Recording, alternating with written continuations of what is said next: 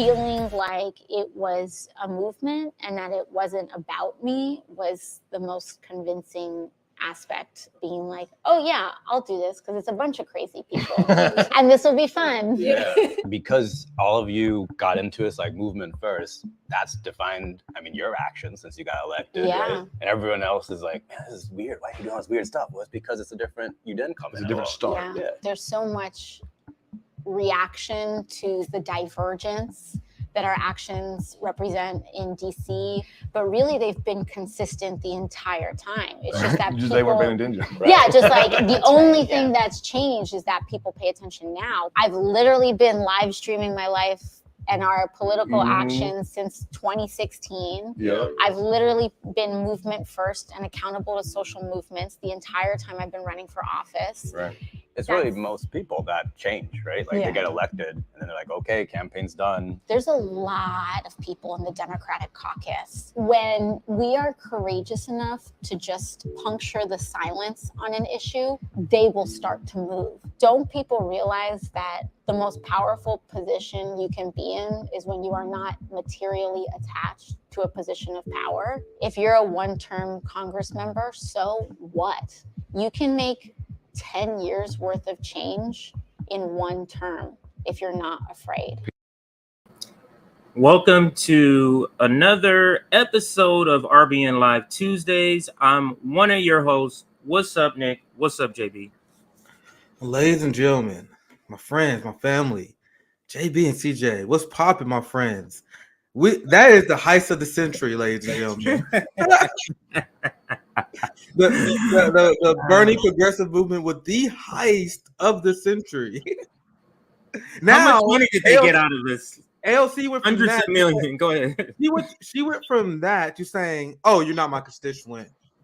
I don't have to answer to you. You're not my constituent." JB fine. What's poppin', my brother?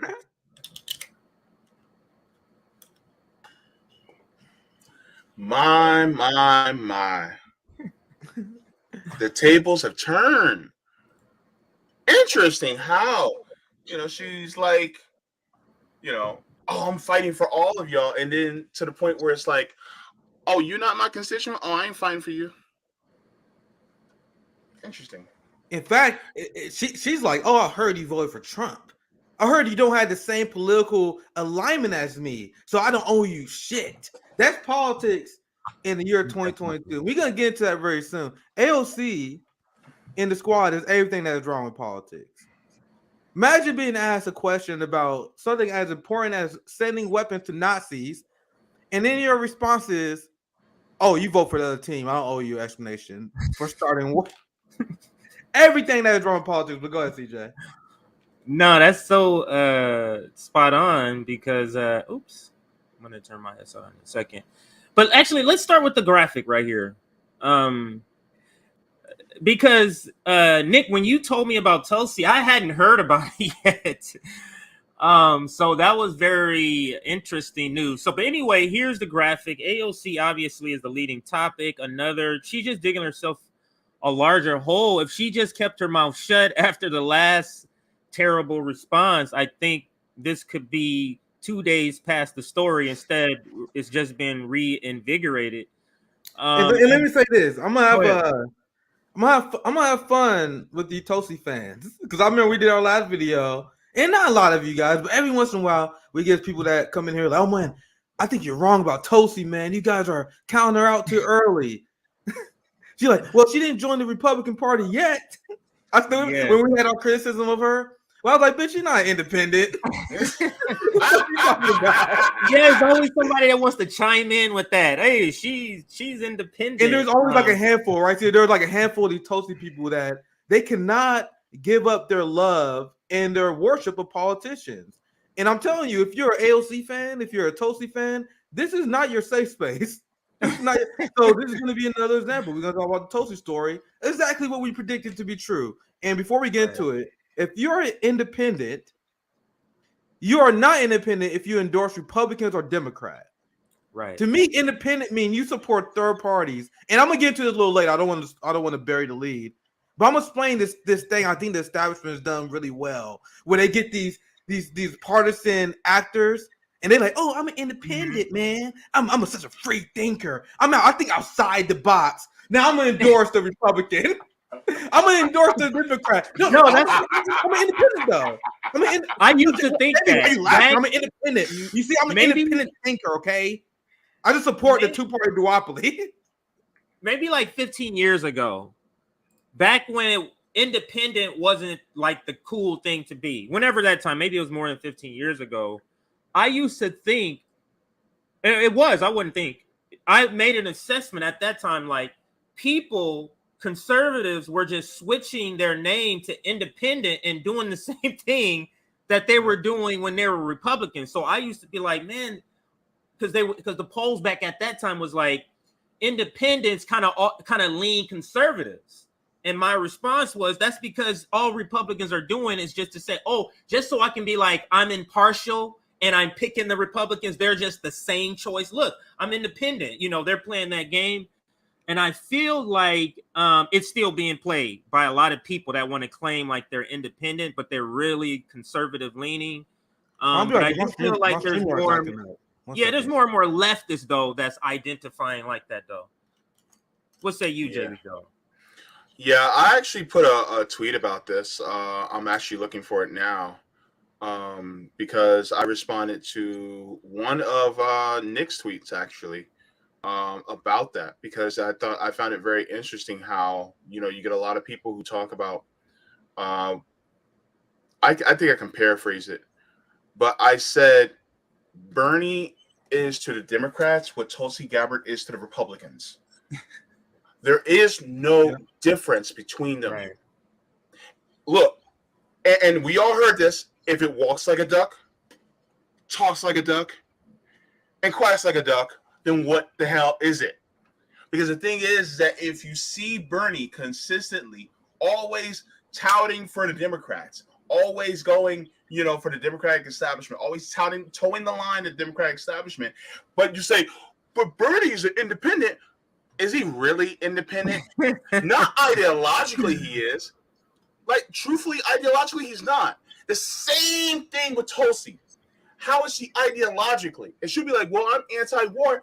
Yeah, you're talking about doing a measured response to the radical Islamic terrorists in Muslim countries.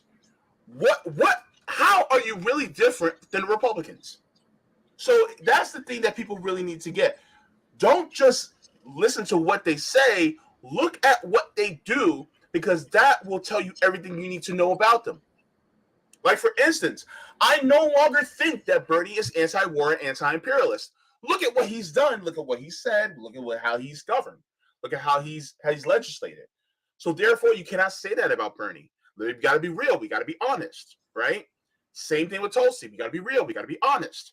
Are they really bucking the system of the duopoly, or are they still playing the game of the duopoly? They're just trying to make it sound like they're one of us. Yeah, there's a lot to say on that. CJ. Yeah, I'm sorry. That was kind of the point that I was making. Sorry, my phone was going off. That's why I put it on pause. But you make such a great point, JB, because I think you tweeted, or I tweeted, or maybe both of us tweeted, or a bunch of us tweeted it. We use Bernie Sanders as an example, like it's the same thing with Bernie Sanders. He calls himself an independent, but we call him a Democrat. If you do everything with them and you just have a different title, like, you know what I mean? Like, what does that mean? Why he is a Democrat and she is a conservative or a Republican? Go ahead. But hang on. Here's the thing. It's just like, okay, I got a good example.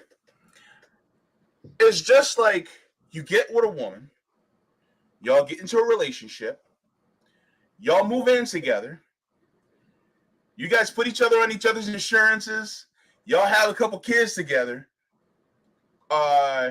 you give each other, y'all sign, the mortgage with each other and everything, but then y'all go, oh, but we're not married. Right. Motherfucker, y'all doing everything except for having the license. Y'all just afraid to make it official. Y'all just afraid to make it official. Y'all know them dudes. Y'all, we're not married. Marriage is just it's just a piece of paper. I'm like, but motherfucker, y'all done did everything else. What are you talking about? Y'all just didn't have the ceremony. That's all it really is. And to show my consistency, I remember when I was in the Bernie camp, when I was part of the Bernie movement, you get all these shit libs because they were campaigning against Bernie. They were saying, Bernie's not a Democrat. I remember back then, I was like, what the fuck are you talking about? Yes, he is. He's saying he supports the Democratic Party. What the fuck y'all talking about? And I don't understand. And I remember there were some Tulsi people who did not like our coverage. I don't understand why we, the real independents, the people who are all for starting a third party movement, I am asking you guys this question. Why should we validate the branding exercise of partisan independence? And I'm talking about the independents that are too fucking pussy to put an R&D next to their name. We are the real independents, meaning we want a power option outside of the Republican and Democrat Party. So as someone who's a real independent, I'm not validating this bullshit shit, but I'm going to vote for Republican or Democrat. Then they say, well, I'm an independent, but I vote for Republicans, and sometimes I vote for Democrats. So you a double sucker. You're a motherfucking Democrat. So not only if you're one of the people that like I vote Democrat and Republican, be a fucking Democrat who votes for Republicans sometimes, nigga. What the fuck you fooling? Right. Well, anyway, go ahead. I don't play that. We do full coverage. We get BS. Yeah, I don't play that BS. So let's put the graphic back up, and then the other story is Tulsi. It's a connected story. It's so weird. We're still talking about AOC because she keeps trying to act like she has a point here. And then we have Tulsi. So Tulsi is brought up in this protest, but Tulsi does what now? She goes and supports the Republic. This is what is weird to me. You could be a rah-rah, oh, I'm out of the Democratic Party, but if you do anything with the opposite red party, it's the same thing. You're not doing anything, you know what I mean? You're not doing anything different. You're just I'm not even gonna use that. I was gonna say a two-seated toilet because you're taking the same shit in the same place, man. It's the same pipes, bro. Like for real, it's the same pipes, bro. Like that's what they say. Like it's the same pipes, bro. I love it. But yeah, man, like it's going to the same place. You act like just because you got up and went to another bathroom in your house to take a shit, you act like you in a different place, nigga. Like the shit, it goes to the same pipe. Like, hey, what are you talking about? Hey, Nick, I think I had an influence on CJ because he's now getting my jokes out here. That's a JB influence. Yeah. I love the now, bro. The analogies are spreading. They're spreading, y'all. Yes. But when people bang their chest about doing that, it's so bizarre to me. Yeah. It's so bizarre to me. Now it seems like to me, I said it before on another stream. Now it seems like you more of a sucker because I'll be right back.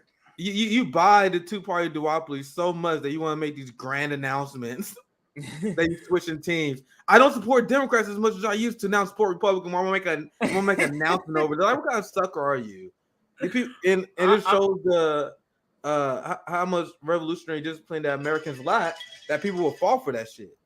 But anyway, go ahead. It's literally like the ruling class. This whole thing is, if it's a plane, it's literally one wing is red and one is blue, and all she did is go, I'm gonna go and sit on the red wing this time, and you're on the same flight going to the same place with the same pilot. But let's do a chat check really quick now that JB is back. He's good with spotting those perfect comments, but let's do a chat check, and I'm gonna check the likes right now, gentlemen. And then what's some of the other stories, Nick, that we're gonna cover besides Tulsi and AOC? I have a few quick stories depending on time. I just want to show a few NATO protests. Shouldn't be too long. The West is gonna lose, guys, despite the propaganda they're putting out there. It's not even winter yet. Protests everywhere. And there's this poll that I saw that showed that only 22% of Germans view Russia as a geopolitical threat. Now, if that seems like a lot, in America, that number is 66%. Over 3 times more people in the United States view Russia as a threat compared to Germany. That's a gigantic poll. And I'm gonna explain that when we get to that story. Propaganda, like you say. We are the most propagandized country in Europe, where it's most consequential. Like for us, it's just us complaining that our government is funding Nazis instead of us. But the people who are really gonna feel it are the fucking Germans and the other Europeans. They're not having it. The voices who dissent are censored. They're not displayed in the corporate media, but it's there. I mean, that's what we're gonna show on this channel. So that's another a story I have. And I just want to do. And I got another propaganda story. 2 quick stories I have today. So yeah, we can. The AOC wants to be good. I don't know if JB got any other stories, but I'm assuming we can lead with that one.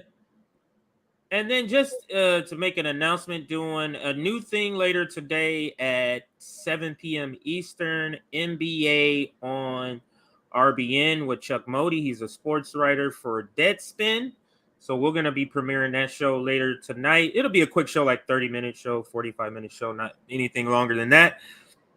And then also, we're at 137 likes. So if you can like this stream, and let's see where we're at. We're at 265 or so viewers. So can we push that to 200 likes before we get started here? And then let's do a quick check of our membership or our subscribership, because we've been getting a good amount of people. Nick, I don't know if you've been, now that JB's back, Nick and JB, I don't know if you've been checking it out, but 469 is where we're at now. So let me throw that on the screen. So if you're watching right now and you're not a subscriber, subscribe to us. 23,469 is where we're at now. And then if we gained 100 since our last look, so that's nice. Yes. And if you've been looking at the analysis lately, we've crossed 200 views, averaging more than 200,000 views now a month. We were always right. We were always 190 something. Now we've crossed over. We're at 205.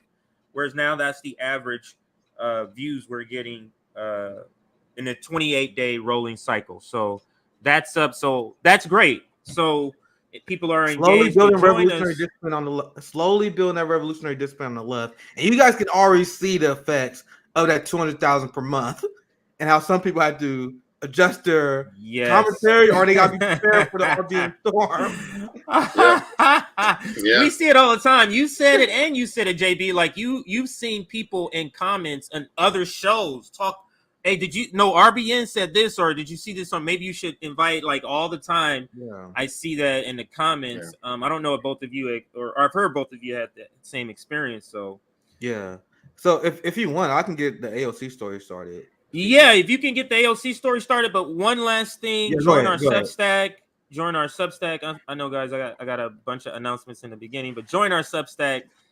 If you want to get notifications for streams like this, join our Substack, and you'll get typically an hour notification before our live stream starts. So if you're watching this on replay and you wish you knew and you could have joined live, join our Substack, and you could get notification. Also up there is our Patreon. If you're able to contribute monthly, any plan, we got different levels. If you're able to contribute, please do. All of your support goes to our work in trying to build out into our community outreach and all of these summits and just trying to provide the truth to our audience. And now, Nick, I'll pass it to you for the first story. So we wasn't even planning on doing this because I actually didn't expect AOC to actually discuss the Ukraine conflict at all. Now, AOC, after I am assured, because you see while I'm talking about one put the receipt up, I'm sure that there was many of her own fans that saw that video because it was so viral. So many of her own fans was like, hey, AOC, I promise you, we're not like them RBN bros, man. We're not like the Jimmy. We really love you, okay? We worship you. I think you're like a celebrity, to be honest. But I am kind of concerned about this Ukraine. Can you at least explain? I literally saw some AOC fans, and I mean people who hate my guts. I saw some of them. I swear to God, people that hate my guts got crazy. I saw some of them in her response. one of the early responses, they was like, yeah, AOC, you know I support you, but I think you really do need to explain. The tide is shifting. Even the people who like AOC and Bernie, like, bro, y'all motherfuckers gotta explain something. If you making it hard for us, we trying to have your back, okay? We don't even know what to say. You're not saying. Bernie, you got some stand to do. So it was bad if AOC followed the original plan of not saying shit. So now AOC, in response, and you're gonna see in this receipt, she responded to like a fan. So that's the only way to, I think this person's a good face. So let me now try to explain. And apparently, AOC watched the Kyle Kalinske video. Oh. Now we know why those videos was put out. Yes. Following the exact talking points of our man Kyle and all the boutique leftists that registered to defend her. She knows who has her interests at heart. And when we first covered the story, I explained that AOC knows that she has this giant wall of professional managerial class defenders. The secular talk, the TYTs, the majority report, the Voshes. And let's be 100% real. Every single person I just named here, their platform is multiple times larger than ours, right? So they have this giant media sphere that is designed to protect them, and they know that. In fact, they don't have to be intellectually curious. She can just watch the secular talk video and just repeat the same lines that he said. Watch the TYT response video. Say the same thing they said. That's your audience. That's the people you're trying to cultivate. And I'm going to explain here very soon that did not work because AOC is less popular than Kamala Harris. Ooh. So Ooh. let me this is look at this. Here's the question. Can you speak on being confronted by anti-war protesters? So this is her Q&A, and she just decided to take this on. She's not in front of people. Don't have to handle any pushback. Not any crowd booing or jeering her for saying this nonsense. In the comfort of her social media, right? So let's dive into it. I know it may be hard to see, but it's really hard to zoom in on. I have a question. So this is her responding in a private message to. No, look, this looks like this like Facebook. What the fuck they call it? Stories Facebook or whatever. Where like you make like these temporary stories. Oh, I can see the little line breaking. Yeah. Okay, I see it now. Do you guys know what it's called? I'm sure you guys know what I'm talking about though in the chat, right? Somebody where you post these little things, these little messages that disappear after a while. Yeah. So she posted this. So it's not even one of them things where she made a statement. It's like, oh fuck, I'm gonna do something at least so people can at least say I addressed it, right? Not something that's supposed to be big, right? Want to keep it low key. So that's why it's like one of many. That's the second to the last tab here. So let's dive into what you said because it's horrific. And I see people, everyone's like, all right, damn, fuck, it's over. Squad is over. Even people who are more nicer and people who are on the fence, it's over now. Because she sounds exactly like Nancy Pelosi. Sounds exactly like Chuck Schumer. So let's dive in. So the question was, could you speak on being confronted by anti-war protesters? She said, sure. There were actually not anti-war protesters. There was no matter what the politics are, they were protesting your votes on war. She don't address that. She said they were right-wing Trumpers and some were LaRouche's cult members, not progressives as they claim. You are not progressive as you claim, AOC. And secondly, he didn't claim that he was progressive. He never claimed that he was progressive in the video. And remember what these politicians always say? These politicians always say this. I'm not here to represent just the blue. I'm not here to represent just the red. I'm here to represent Americans. AOC, and all of them bullshit when they say that, but they at least say it to make you feel better. AOC is everything that is wrong with politics. Because you guys realize what she's saying here. I don't fucking like Trumpers. I don't like LaRouche. I don't like none of that shit. But why is she trying to get us so attached to these labels? Don't listen to what this person's saying. Look at what he supports. She is so interested in dividing the workers, dividing the anti-war movement. Don't listen to this person because they're part of this faction. You got to see how the new left, the boutique left, is all about labels, all about whether you support Democrats or Republicans. If you don't vote blue, we're not going to form a coalition with you because we don't really care about getting shit done.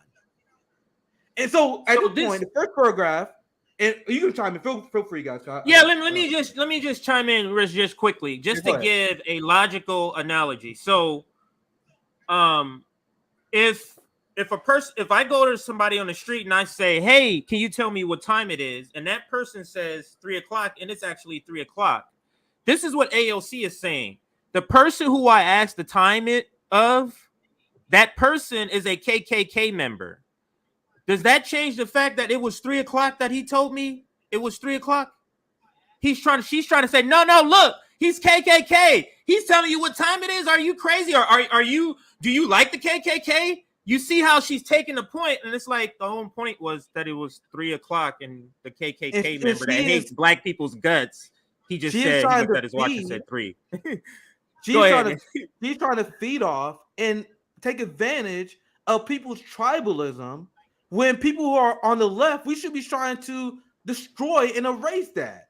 We should be trying to destroy tribalism and get people on the pro-worker, anti-war position. And then whenever we do that, like for example, March for America for All, the boutique left managerial class, people are like, oh my God, you can't work with right wingers, you can't work with LaRoche, you can't work with this person. We can't listen to it doesn't matter what they say.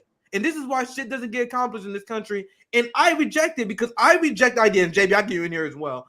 I reject the idea, and I wanted to fight anyone over this. This is something I'm not budging on. You had to fight me and convince me on this. I am not convinced with this shit that lefties say, where they say, well, if you work with a right winger on a left wing issue, on an anti-war issue, you somehow boost his other ideas. That you somehow being pulled to the right. I wholeheartedly reject that. That doesn't make any fucking sense. And I've been asking people who've been saying this for 2 years now. How does that make sense?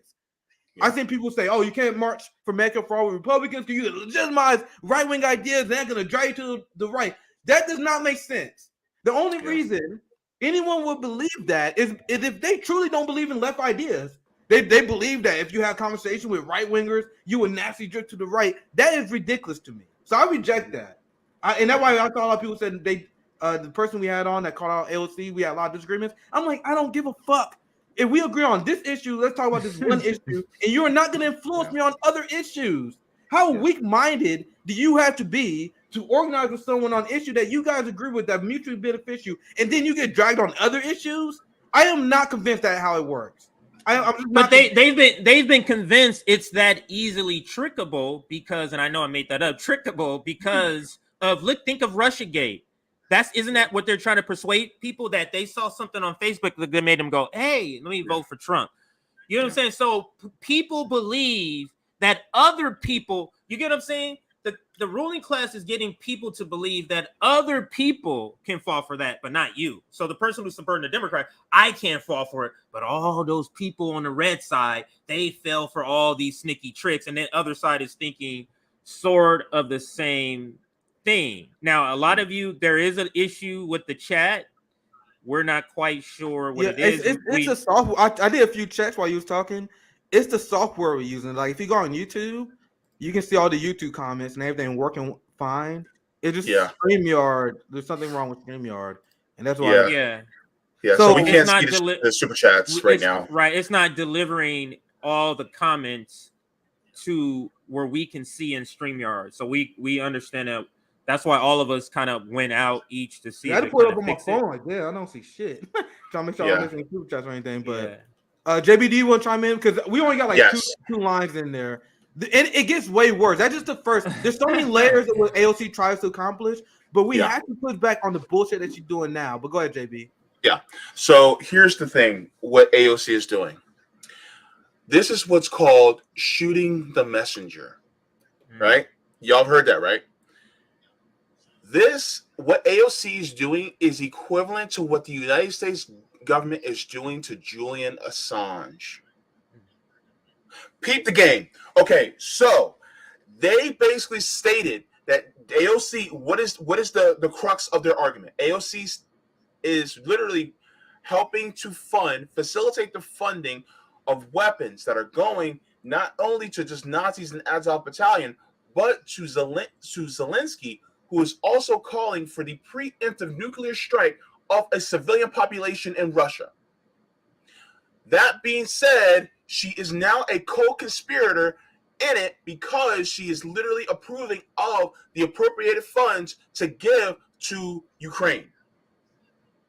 Instead of addressing what she is being accused of by the protesters, she is basically demeaning and downplaying the messengers who are letting her know and saying, you're doing this, you're wrong.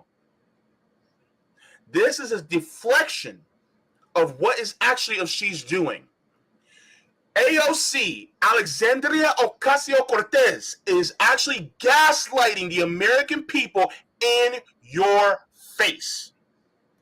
She's gaslighting you because she does not want to be known as and being seen as a war hawk, Right. a pro-war conspirator of the military-industrial complex. The mask is off. And that's why she said, "Oh, well, they're pro-Putin. Oh, they're Russia folks and all this blah blah blah." Look, what she's doing to them is the same thing that the United States government is doing to people like Julian Assange and Mumia Abu-Jamal. They're doing the exact same thing, no different. They're cut from the same cloth. So if you want to really truly know what she thinks, ask her about it and ask who she blames for bringing out this information. The problem isn't who brought the information out. The problem is the actual truth of what she's been doing, and she's not addressing it. That's the problem, and she won't address it. That's what it is, guys. And then she's trying to make. And once again, that first line is so disgusting. Like, let's try to get some more in it. But she said they were not anti-war protesters; they were right-wing Trumpers. I'm farther to the left than 99% of you motherfuckers. You don't understand. I hold back a lot on here. Being anti-war has nothing to do with left or right. You see that? But anyway, let's continue. That's so crazy. You see, that's why I said she watched the Kyle video. You're gonna see some more hints. You remember when Kyle put anti-war in quote marks, and the strategy from AOC defenders is, we're just gonna say they're not anti-war, even though they are protesting against this war, right? Anyway, let's continue because we only made literally 2 lines in. They're not progressive as they claim. Like I said, you're not progressive as you claim. It was a stunt that they do from time to time. What is the stunt, AOC? The stunt is calling people out like you and Jamal Bowman for being pro-war. But just a stunt. Last time they showed up to a town hall yelling about eating babies or something. It's a thing they do to go viral and draw some people. See, I don't know if that's true or not, but that has nothing to do with the situation. You see how she's trying to get, don't focus on the message. They're crazy. What she's doing, Nick, is this is literally, she is being coached by somebody. Yes. It's 100%. literally you throw a bunch of stuff and 3 people will take that lead, 2 people will take that lead, 1 person will take. You see how many people you've taken off of the main point? So one of these, it may not land with me. It may not land with you. It's land with somebody. So she's just throwing all these just nonsensical things. So people will not even address the meat of what we're talking about. Because if the person says, I'm a terrorist, now let me tell you what's going on, you're going to be like, I don't even want to know your message. Yeah. I don't care what your message is. Go ahead. And honestly, I'm kind of the same way. I'll be honest. Like, if I see someone with a bunch of Nazi tattoos, I'm like, bro, I don't even want to know you. Yeah. That's just to be real. So they do that same strategy where at that point, it's a psychological thing. AOC knows she lost to True Love. So she's trying to win over the liberals, and I'm trying to hold that point. I'm trying to save it for later. I'm talking about how she's unpopular as Kamala Harris. So when she typed this message, and it's going to be extremely apparent as I continue, she is not typing this message to appeal to anyone on the left in any stretch of the imagination. She is appealing to MSNBC watchers and Kamala Harris supporters who now like her because they realize that she's a Democratic Party shill. So let me continue. So just to speed the segment up. This is where it gets really interesting. This is when I'm like, all right, we definitely covered this. This time, they were parroting pro-Putin talking points. So apparently, according to the Justice Democrats, if you are against arming Nazis, the same Nazis that the DHS and the FBI warned will lead to a black market of weapons for neo-Nazis in Eastern Europe, the same DHS that warned that Nazis and white supremacists are going to take their training they learned in Ukraine and bring it back in France and Brazil and United States. Oh, don't worry about that. Just a little bit of Nazism. What are you, being pro-Putin? And the reason why, and I'm going to get your thoughts, because I actually want to pause here. I want to get JB and CJ thoughts on this particular line. Remember what I told you guys? What Bernie and AOC role is? The bad guys, Marty Taylor Greene, Donald Trump just said we should advocate for peace. And I told you guys, I give no politicians benefit of doubt. They are doing that because they want the bad guy to position to be this. And then the squad say, if you repeat true talking points that exposes NATO, you are pro-Putin. So this is officially, and this is why they haven't. They've been trying to avoid chiming in on this. The official progressive position now is if you oppose funding for Nazis, you are pro-Putin. What are you guys' thoughts on that? Like, that's, to me, that alone is worth pausing on. He's calling people that are concerned. We don't have clean water in this country. We literally have no health care. But hey, if we worry about our country fighting Nazis, that's just Putin talking point. I got something. Okay, so Nick, I'm gonna make you proud right now. Okay, so I just did a live reading earlier, on my channel. By the way, here's something that kind of goes in line with what you said earlier about the United States. Okay, so just peep this. This is from Dirty Truth's Michael Parenti, talking about a gentleman that is a co-conspirator with Lee Harvey Oswald, who was the one who shot JFK, named De Mohrenschildt. Says De Mohrenschildt and his wife Jean were identified by the Warren Commission as the people closest to Oswald just before the assassination. An investigator for the House Select Committee, Gaydon Fonzie, noted, given his background, it seemed strange that De Mohrenschildt would have spontaneously befriended someone with the look of a working class drifter like Lee Harvey Oswald. That was not the only strange thing about De Mohrenschildt. He was also part of the network of ex-Nazi contracted by the CIA. Interesting, right? Wow. What did Nick just say? Have y'all been paying attention? All right. So the thing is that people want to talk about, oh, well, we can't, we need to fight against Russia because Putin. When the thing is that they don't realize that we're actually funding Nazis over there in Ukraine, and they don't give a shit about it. But yet they want to talk about imperialism and Putin. Just a question: how many military bases does Russia have around the world? When we're talking about imperialism. Anybody? Because the thing is that I don't know of any Russian bases around the world. I do know that the United States has over 800. Nick? I want to continue reading this because once again, I just want to emphasize that. Mm-hmm. I want to, because that's because this is. I told you guys I watched a lot of corporate news segments on the Ukraine war, and that's why I was super shocked. And a lot of you guys don't. That's why you probably don't see it. So I am seeing certain people repeat the same shit you see on corporate media, and Kyle Kalinske, one of them. AOC is another one. Yeah. So let's continue to read this. This time they were parroting pro-Putin talking points. So acknowledging something that we all know, Nazis have been in Ukraine, and something that Ro Khanna and progressives used to say. Ro Khanna tweeted out how we shouldn't be funding the neo-Nazi as a battalion.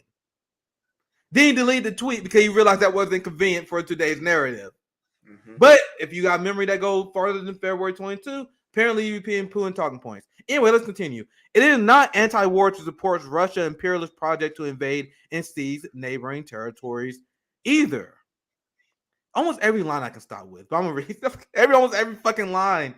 It is anti-war when we want the West the United States to call for peace agreements instead of arming Nazis in Ukraine, which serves only to escalate the conflict. So there have been many reports of where you had Zelensky in Ukraine and Putin ready to meet for peace talks, and it's been widely reported that around April, you have Boris Johnson that tanked the peace talks. A few weeks ago, the Biden administration, it reported that they tanked another round of potential peace talks. Mm-hmm. So what AOC is doing, she's not even acknowledging, this is the gravest sin of all. She's not even acknowledging the fact that the Biden administration is purposely trying to escalate this war. Mm-hmm. So what Jose is doing, what we on RBN is doing, we are trying to call on the United States to stop, and the United States being the superpower that it is, if it wanted to throw its political weight around and get a peace treaty, get Ukraine on to set the table, they would do so. Mm-hmm. So what Jose and RBN, what we were saying is AOC should not be arming the faction of neo-Nazis in Ukraine, because the only thing that will lead to is more conflict and more Ukrainian lives dead. AOC do not care about the massive amount of Ukrainians that have been killed and that have been killed in eastern Ukraine before the conflict. Yeah. But almost every line, I need to stop, man. Every line is still probably CJ. This is definitely some coach ass shit. Every line, I have a hard time stopping. But anyway, I'm gonna read the full paragraph. Sure. Mm-hmm. This time they were parroting pro-Putin talking points. It is not anti-war to support Russia's imperialist project to invade and seize neighboring countries either. Ukraine, like other nations, has the right to self-determination. Okay, I'm gonna keep reading. I swear to God, keep reading. The only person I'm gonna try to read the whole thing without stopping. God, Jesus Christ, this is hard. The only person instigating threats of nuclear weapons is Putin. No one else. As far as comments about Tulsi Gabbard has voted for more defense budgets increases than I ever had. And now this is the one truth there is, because Tulsi, what a lot of people forget, Tulsi voted for Trump's military budgets. They're not something that someone who anti-war would do. But that not defense AOC, because the position of RBN is Tulsi is trash and you are trash too. And then highlighting the fact that Tulsi is trash does not neglect the fact that you're trash. Yeah. Anyway, the last paragraph is literally a waste of time. She's saying a lot of these right-wing video and social media stunts are predicated on people not knowing the context and just believing whatever the person is saying. That face like, oh, Jesus Christ. That is what that's a projection. Projection. I interrupted myself a few times. Almost done. You guys see how hard it is just to read this without chiming in? Because I feel sorry for you. What she's saying right here is exactly what she's accusing them of doing what she is doing. She is taking advantage of the fact that many of her audience, and this is just a fact because most people don't spend time reading stuff like we do, right? She is taking advantage that her stickle fans will just believe everything that she would say. That they have no concept of what she's saying here is exactly what she's doing. A lot of these right-wing videos, you AOC, you're right-wing, and social media stunts, the stunt you're doing right now, is predicated on people not knowing whether the context, like the war in Donbass in 2014, the CIA arming Nazis, and believing where the person is saying it for face value. Whatever your fans believe you are saying, you want them. That is what everything she accuses she's doing right here. Bro. Good, JB. Bro.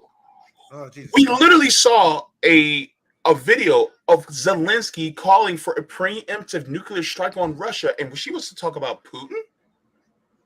Zelensky literally called for it. Like, what the hell? Like, yo, she's lit. And then, JB, these people will be on Twitter with you, fussing with you, calling out AOC and saying, no, those people were right-wingers, and that's a conspiracy because they didn't go research. They just went off what AOC said. Now, if these people will go off what AOC said and fight to the death with us online, don't you think she can get those same people to come out to do some sort of direct action? It's so silly and so easily like point out, like you can point out that this person is not the person who she claims to be. So here's if you can respond to this if you want. I just want to show you guys Aaron Mate's tweet. Aaron is one of those people, because I remember I used to see him on the Jimmy Dore show, and he used to say stuff like, yeah, I'm not willing to say Fraud Squad yet.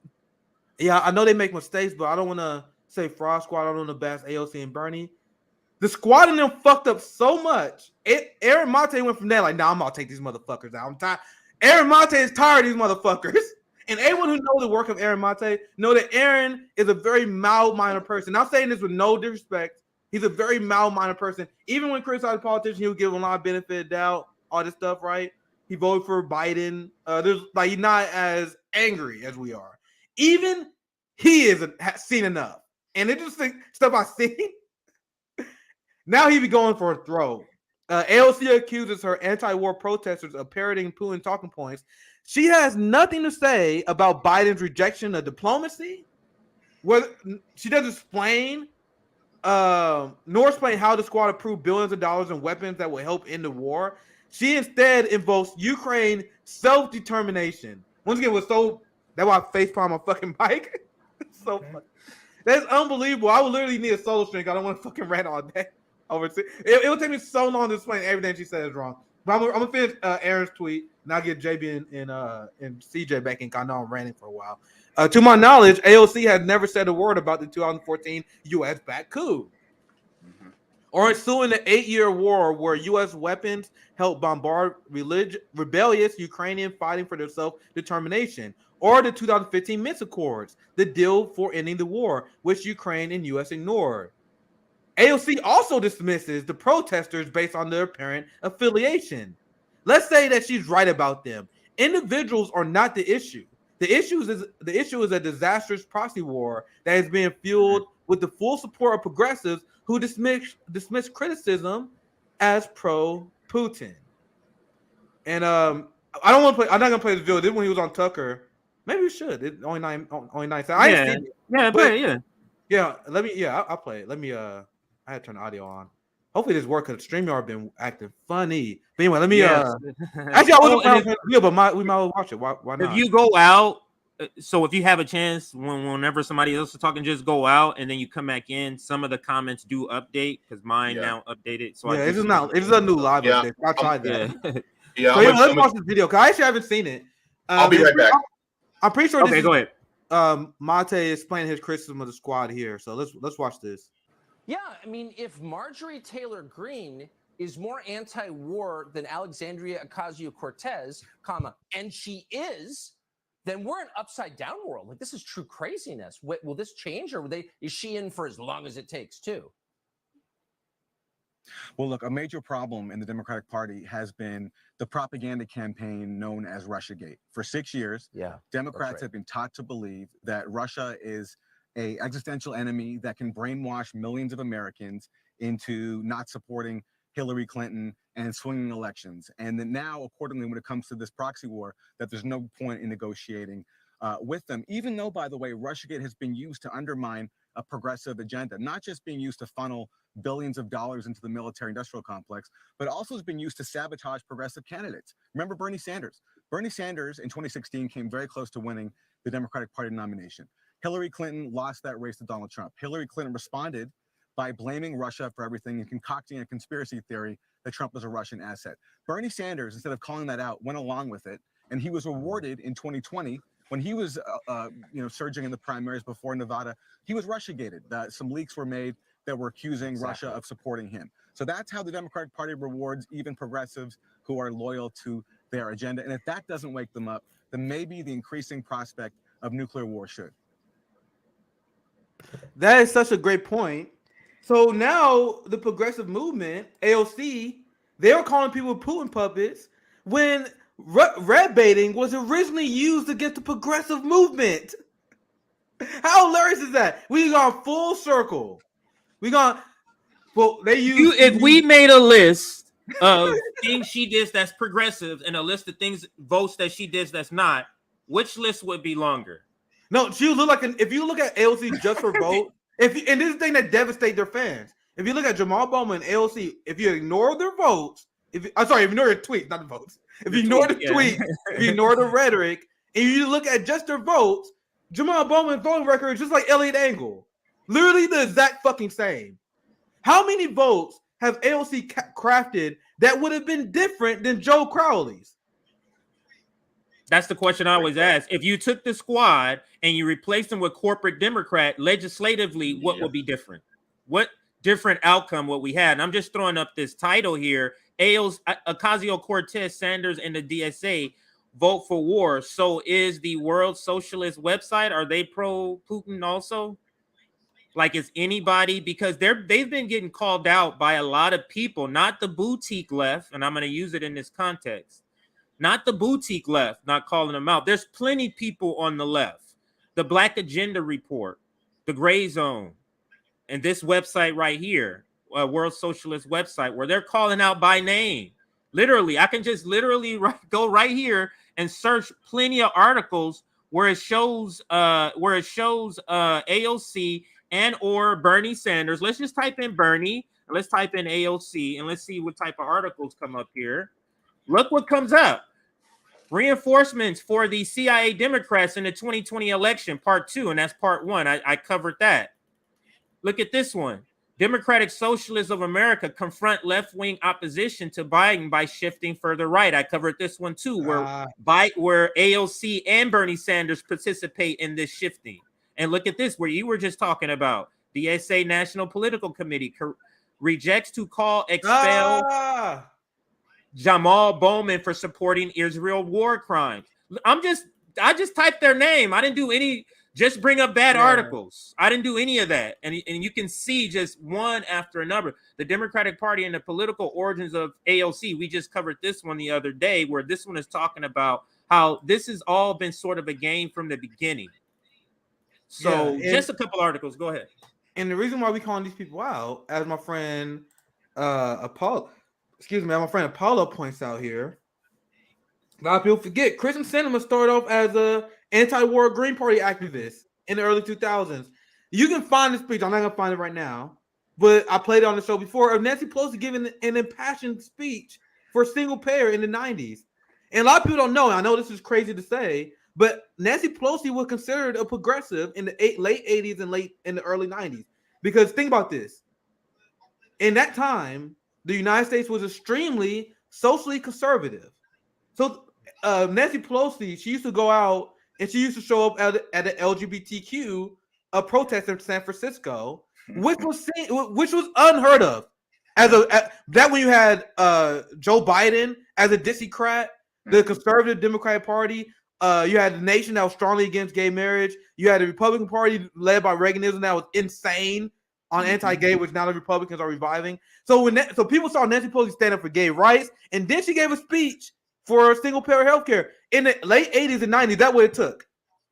That's all it took. So then people saw, oh my God, Nancy Pelosi, this progressive upstart. Now the idea of calling Nancy Pelosi progressive is insane, right? Yeah. Where is AOC? And that's my friend Apollo, the point you're trying to make. Where is AOC going to be in 5-10 years? Where's it going to be in 15 years? Mm-hmm. Because all my criticism of Bernie fought a lot, and now I think it's a Democratic Party shill. AOC sold out immediately. I showed you guys old 1980s quotes from Bernie Sanders when he was a mayor, and some of his early 90s quotes in comparative today. So even though Bernie never been as strong as we really wanted, there was a point where he at least was an outside fighter, right? There was never that in AOC. Like, she folded immediately. Look at this comment right here.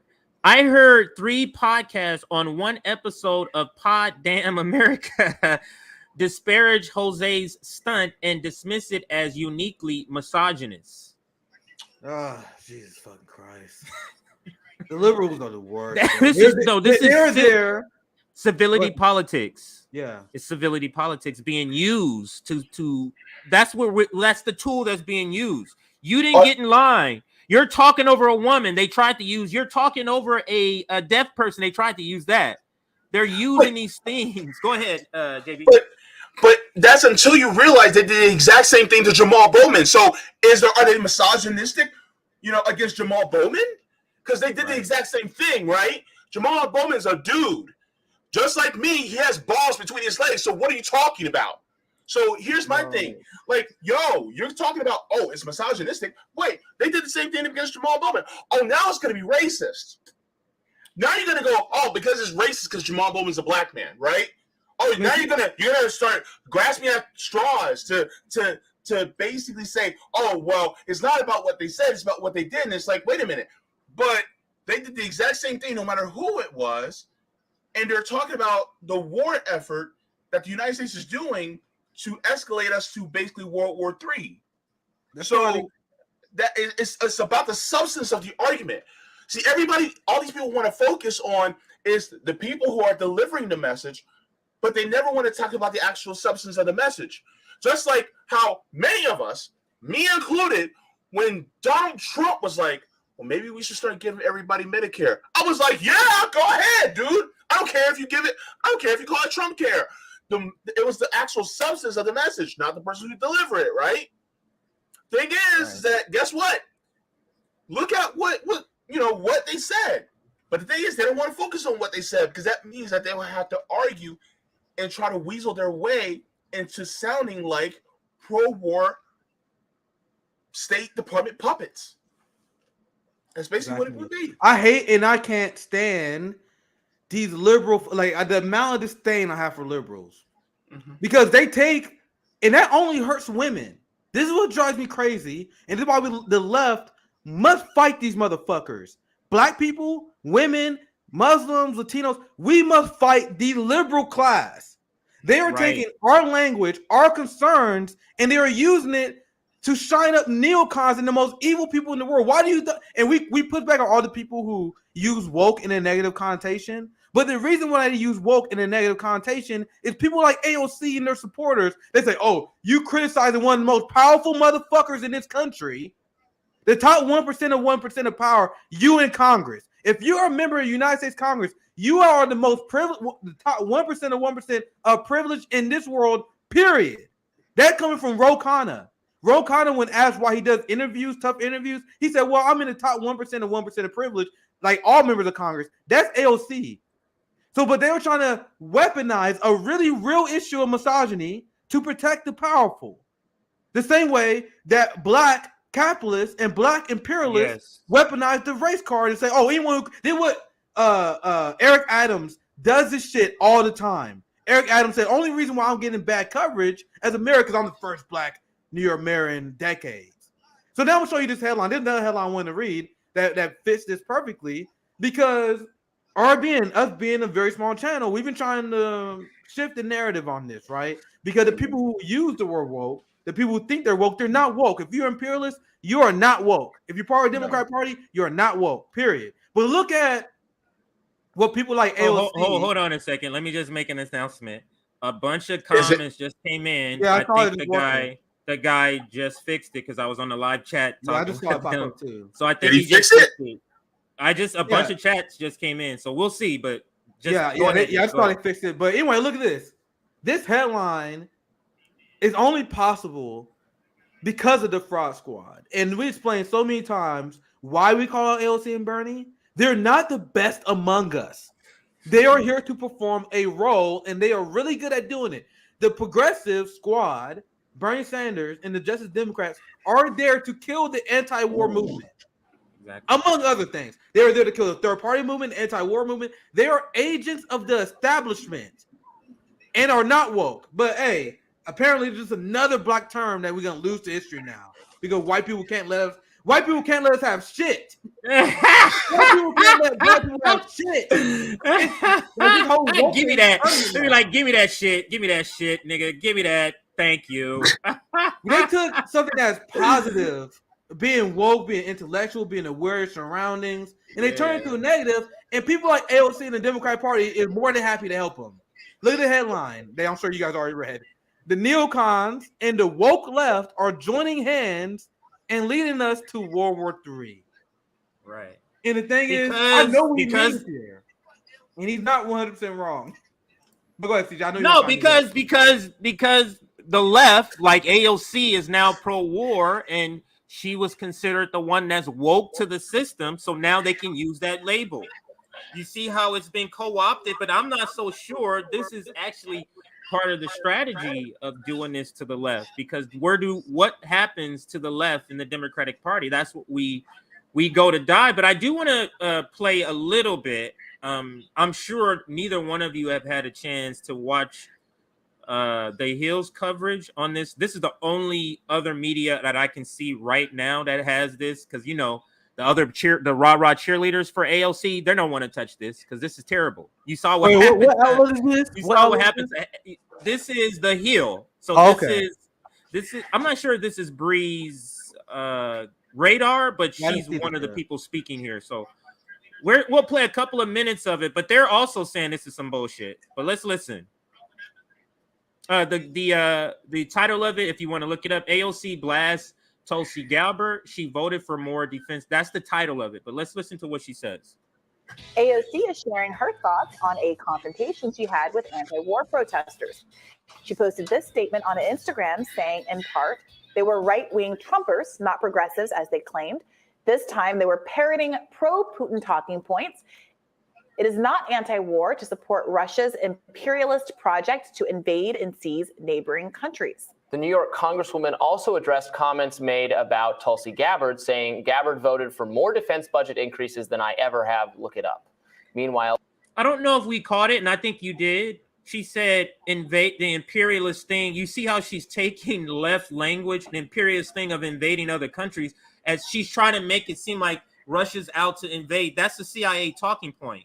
Didn't we cover that, Nick? And the average social democrat, the average democratic socialist have no idea what imperialism is. If you guys ever want to have fun, I have done this a few times. I have like define imperial. Let's pause. Define what it means to be imperialist. None of them can answer. None of them can answer. As laid out by Lenin, imperialism is the capitalist economic system of global domination. So when late-stage capitalism happens and you run out of workers to exploit and you maximize your markets, you then have to expand to other countries to exploit them. That's why capitalism and imperialism is tied to the hip.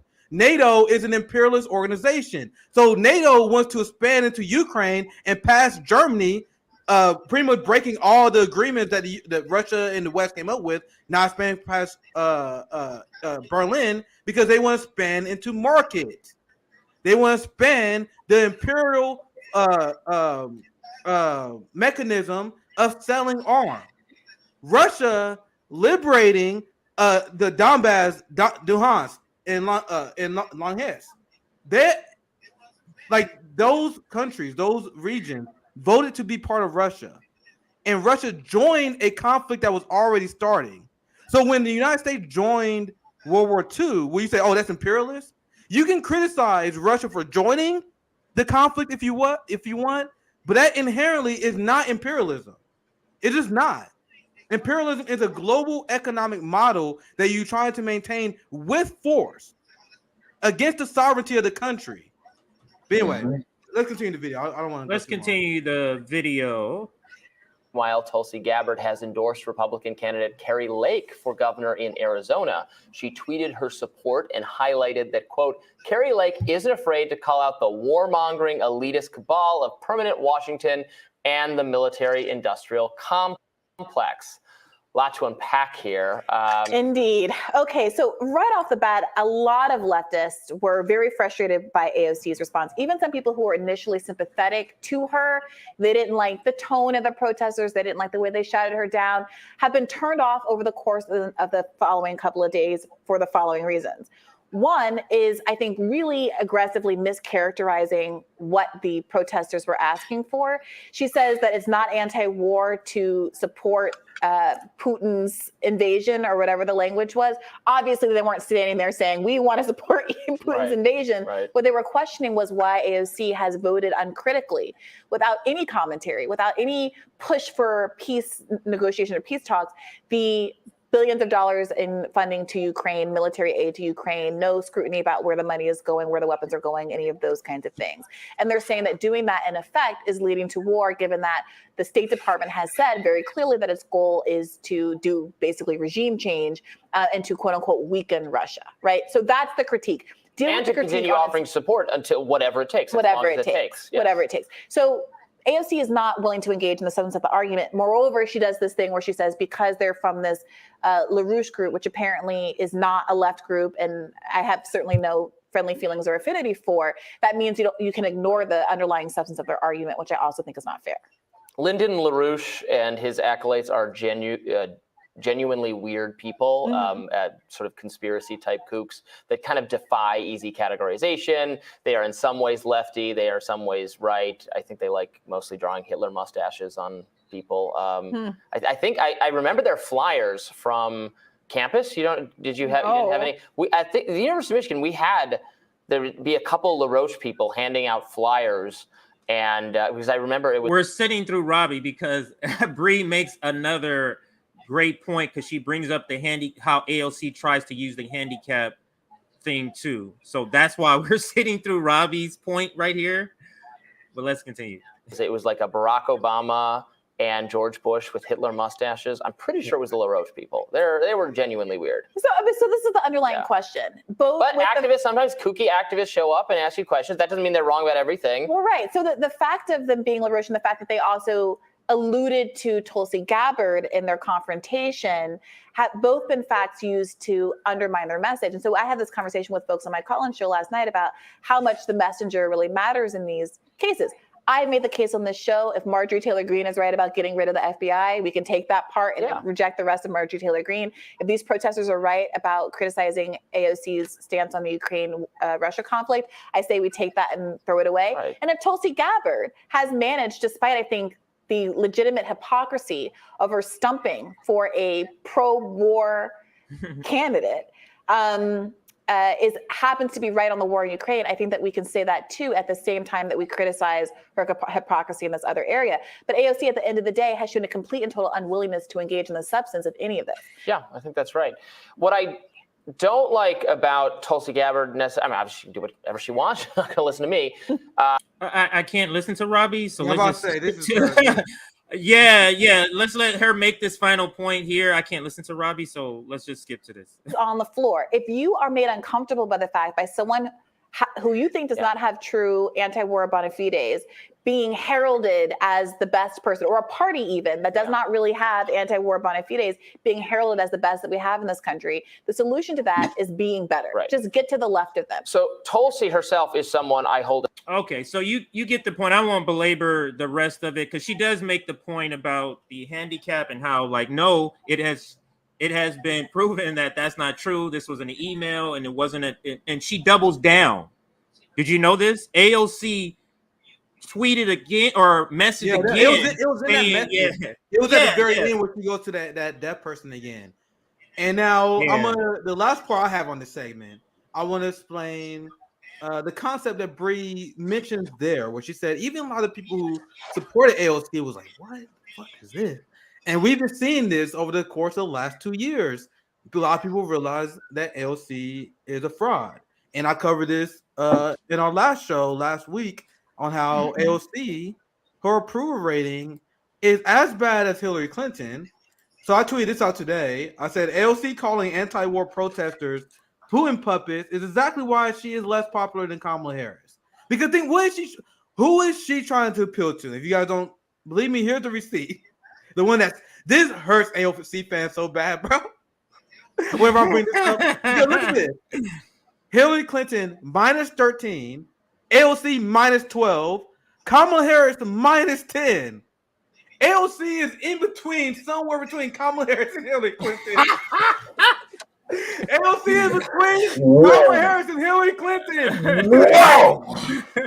Whoa! Bro, she's as popular as Chuck Schumer.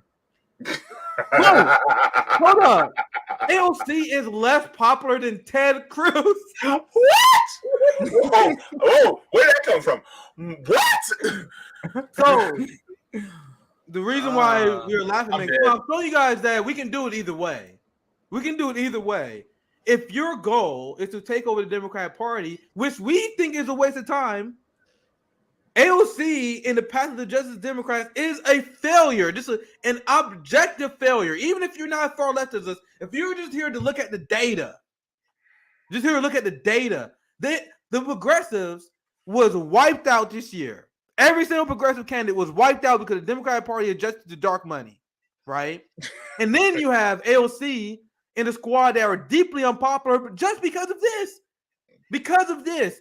Who are you appealing to? So somehow, AOC, the reason why she's so unpopular, how is AOC so unpopular despite being for popular ideas? So she is trying to win over the very large constituent, apparently, that is socialists who support Medicare for all and social democratic ideas, but also support funding Ukrainian Nazis.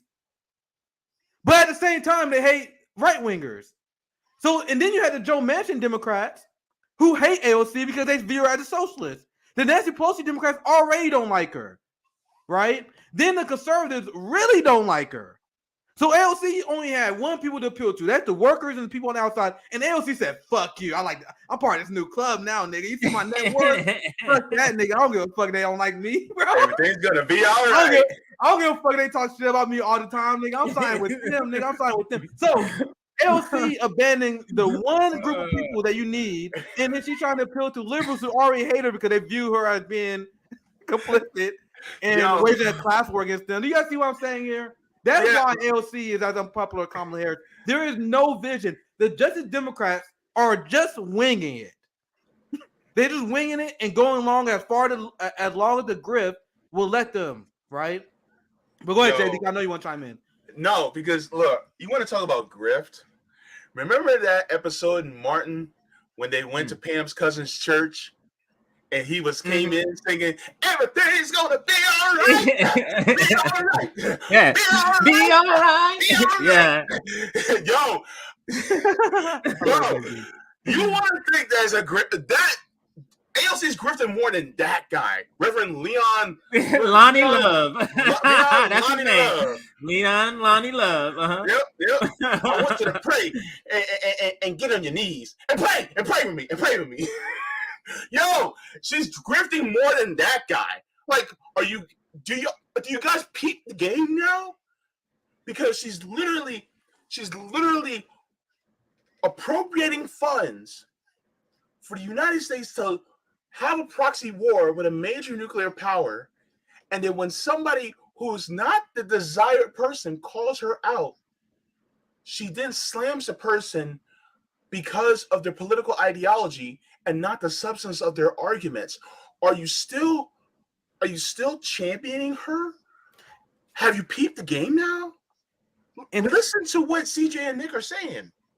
And think about, who does that appeal to? Like, when you read AOC's statement, that appeals to only one person.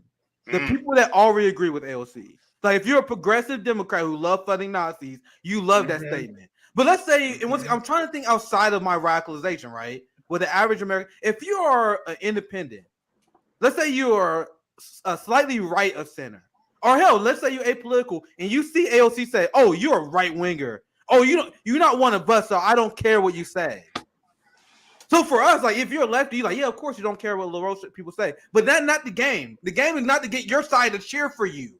Your game is to win people over. And if someone is not on your side and they see you, a politician, someone who take taxpayer money, not like AOC is funded by only left-wing taxpayer money. Right. so people see this politician and they see her just dismissing critics if they're not on the side. There is nothing that is more unappealing than that. And my goal and the goal of RBN is to win people over. I want to win. It's anti-democratic. It's anti-democratic because what she's saying, the only people that matter is the people who vote in approval of her. Isn't that anti-democratic? Yeah. It's anti-democratic to even have that opinion. I'm going to throw this up in the background since JB referenced it as we end this story. We can move on to the next segment now if you want. I got I hope you don't get this. You gotta be careful.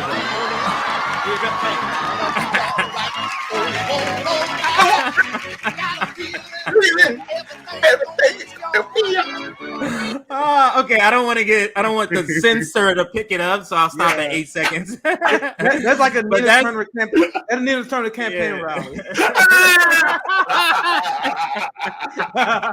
It'll be all right. They should have him do it. It would have been less cringe, right? You gotta do it like, right, you know. All right. I think one of you will have to do the Tulsi story too. So if you want to prep it, because I will have to leave in the middle of the pick of my daughter, but I think I'll be back. Yeah, can I do a chat check while I pull that up? Yeah, I was just about to say, let's do a chat check. Let's do a like check first before we get to the next story. I'll throw the like up there if you want to throw chats up there. That's fine. And I'm gonna see how many likes we're at. But let's like this stream before we get to the next story. Just a few announcements or comments. I think we had a couple of super chats too.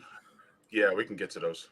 Yeah, and apologies. I think a couple of streams ago, I had saved 2 super chats and I forgot to read them before I ended my stream. So my apologies for that. But we're at 362 likes. We have 480 people watching. So if we can push that to maybe 425 likes, go ahead with the super chat. All right. $5. Oh, go ahead, JB. Oh, okay. With our eyes we rise. Thank you for the super chat. It says, peace. The RBN receive our emails about 2 songs that are going on DistroKid. The release date is 21st of October. We chatted to CJ in Rome about it. I'm not aware about this. Yeah, it doesn't ring a. It doesn't ring a. What did it say? Peace. Did you receive any emails about the 2? I remember you asking Rome about it, but I don't remember ever Rome saying he actually received it. But I do remember Rome and I did a stream, and he was like, "Hey, did you receive it?" And he was like, "Oh, I'm gonna check the email or something like that." But Rome said he never got it or whatever. So yeah. So that's the only super chat has started. That was the only just because our system was down, so I apologize if we missed any. Just because our software wasn't seeing any comments. So if you guys have any questions, any other comments you want to leave, let us know. I want to dive into the next story while we still have CJ here. I want to get to Tulsi because it's actually bounces right off the last segment pretty well. Yeah. So we ripped on Tulsi. Now it's time for the. So we ripped on AOC first. Now it's time for the Tulsi fans to cry because RBN is a very uncomfortable media outlet for people who still worship politicians. I've seen a lot of people after we criticized Tulsi for her head fake of leaving the Democratic Party. People like, oh, you're independents too. You guys support third parties. Why you guys? I saw one verse. Why you guys trashing Tulsi? I thought you guys support third parties. I'm like, you're not. And I said, and you look at that stream, that same stream, I was like, if you're an independent, you being independent means fucking nothing if you support the 2-party duopoly. So if you say I'm an independent, but you caucus with the Democrats, you run with the Democrats, you vote for the Democrats, or in this case, when you're not a politician, let's say you say I'm an independent, but then you endorse Republican and you vote Republican. Right. That makes what the hell does that independent mean? And let me say it this way. Just to give it a different twist. Man, I lost it. Sorry. Go ahead. It's all good. Yeah. So it's like what we want, I'm trying to build, and I think the only way we can have a successful revolution, a successful working class movement, is to have mutual aid organizations, to have labor, to have all these organizations tied to a third party, just so people can have an electoral option that can bring the normies in, right? So you being independent while supporting the 2-party duopoly means absolutely nothing. And in this is what I was gonna say. I'm sorry, can I interrupt? This is what I was gonna say. So what is the difference in me saying I'm an independent and I voted Democrat than me saying I'm a Democrat and I voted Democrat? You tell me what's difference in those 2 phrases. And this is to the point of Tulsi Gabbard and Bernie Sanders. And back to you, Nick. Sorry about that. Yeah, so this is on point, and that's what I was saying as well. I think you was replying.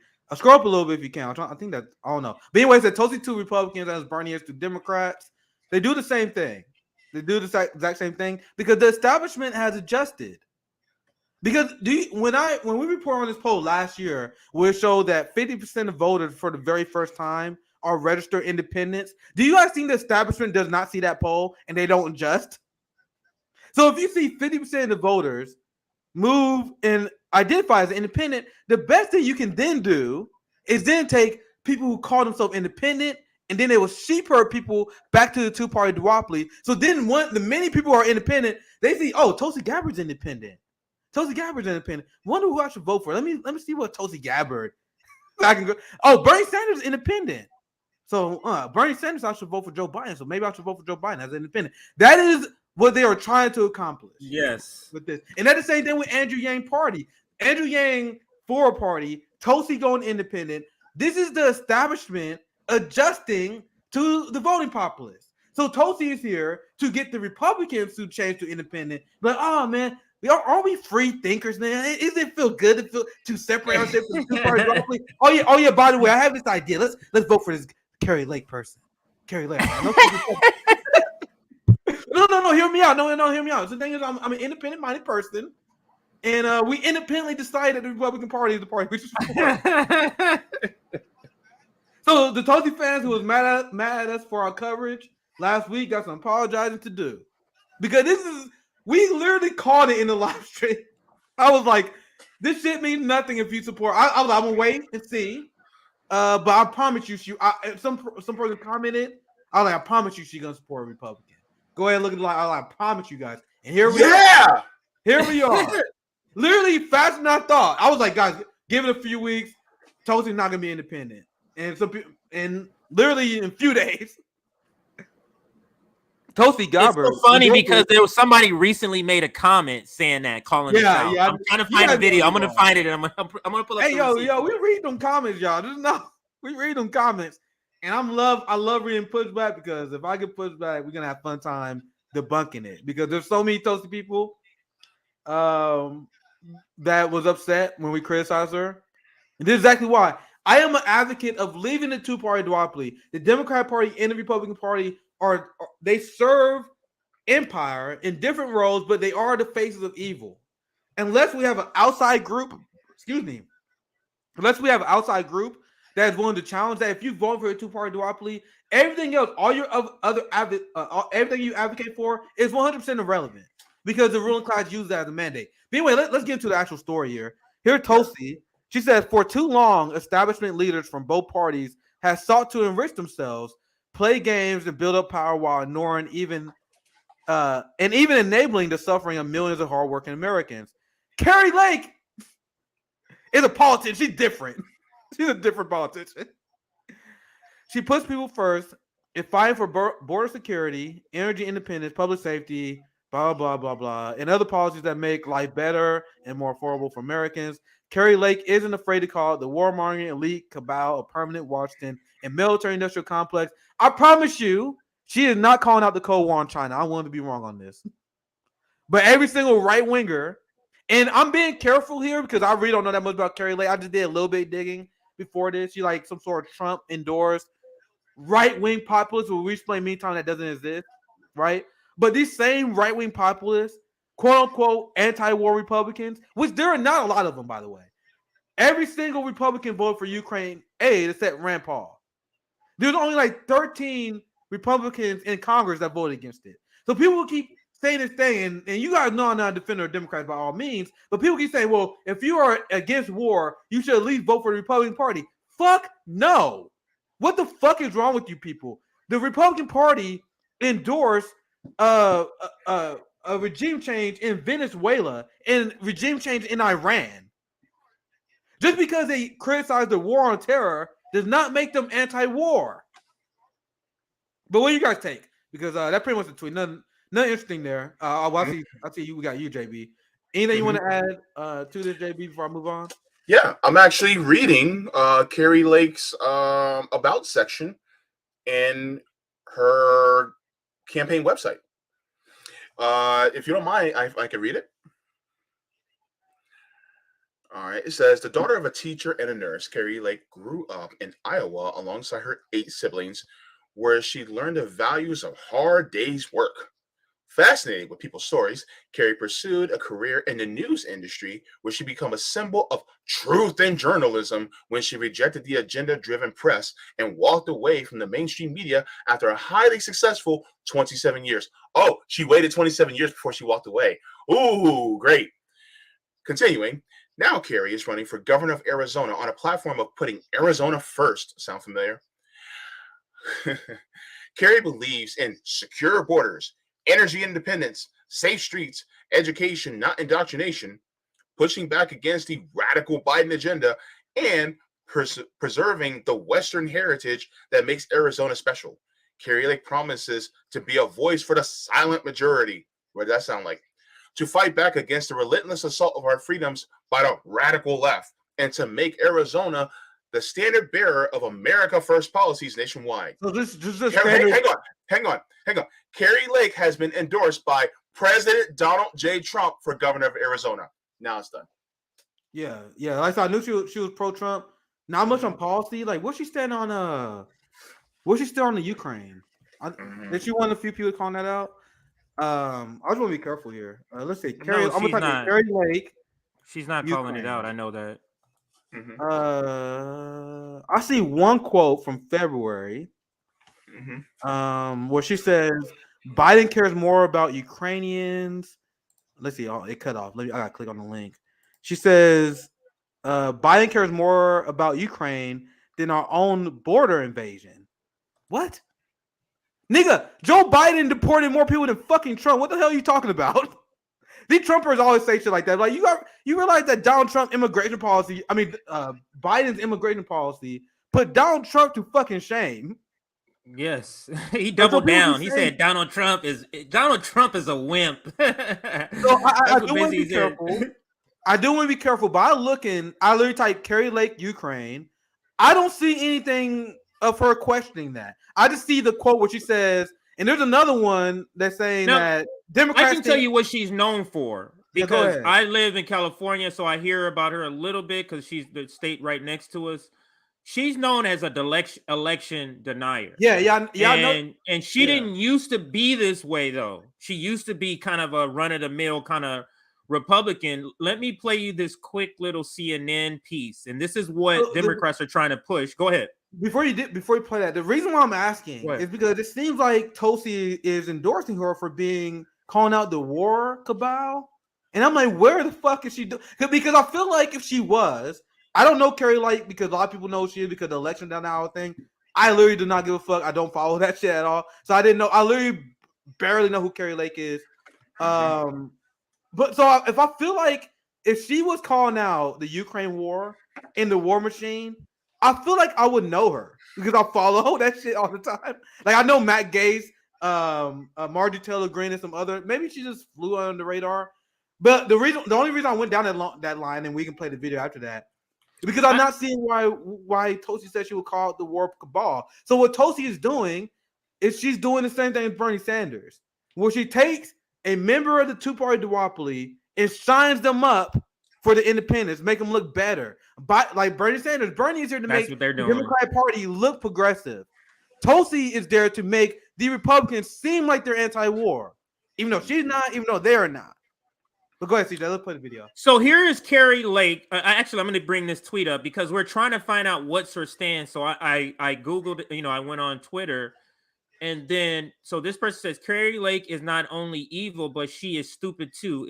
If we refuse to help Ukraine, we'll be ushered into World War III. So this person is quote tweeting this person who says Carrie Lake supports secession, opposes aid to Ukraine, and this might be the thing that oh, there it is. Okay. This might be the thing that Tulsi is banking on. Just because you can oppose the aid to Ukraine because you might think as an imperialist that's a waste of money and we should do something else. So there's more than just opposing Ukraine that make you anti-war. Go ahead. Tulsi said that she's gonna call out the war cabal, and now that I know that, like I said, I was trying to be fair. I don't know that much about this person, so I do give them props for opposing aid to Ukraine. But Tulsi specifically said that she endorsing Carrie Lake because she's going to call out the war cabal. Will Carrie Lake call out the United States invading Haiti? Will Carrie Lake call out the United States implementing regime change in Venezuela? Will Carrie Lake call out the United States funding genocide in Yemen, arming Israel, provoking and sending weapons to Taiwan? All the Republicans I have seen, I do want to add this, that has opposed the Ukraine war, they were all for sending weapons to Taiwan. So, like, do you guys think anti-war is about just one? Like, you just get this one war that we're doing, now you're anti-war? I know I'm a hard ass, but these issues actually matter. But go ahead, JB, CJ and JB, I'll pass it to you guys. Mm-hmm. Yeah, it's just like what you said. Like, a lot of times people will be like, well, the Republicans are against the Ukraine war. I'm like, what are they talking about? China?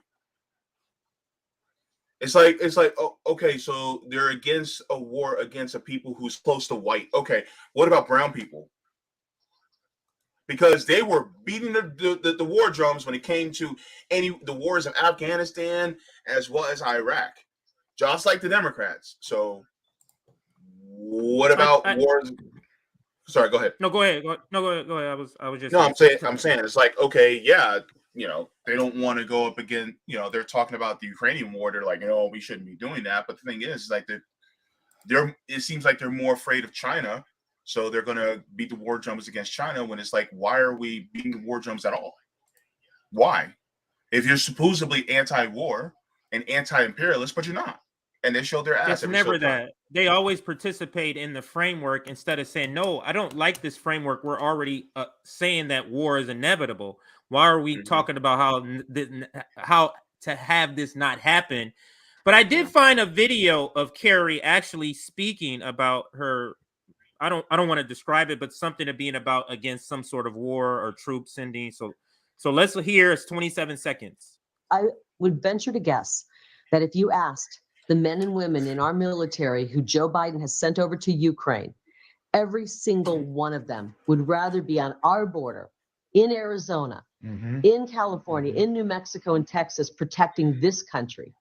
It's an insult to the good men and women in the military that Joe Biden is sending them over to protect Ukraine when our border is being invaded as we speak. I would venture to guess that if you asked the men and women in our military who Joe Biden has sent over to Ukraine. Yes, sorry, my bad.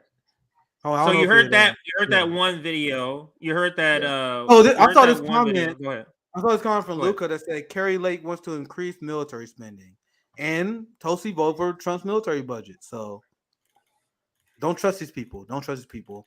Do you have another video? They're taking our language. No, they're taking our language, right? So we have to be careful that when they're saying, "Oh, anti-imperialism," really, are you? Because if you're not anti-capitalist, you can't be anti-imperial. That's not even possible.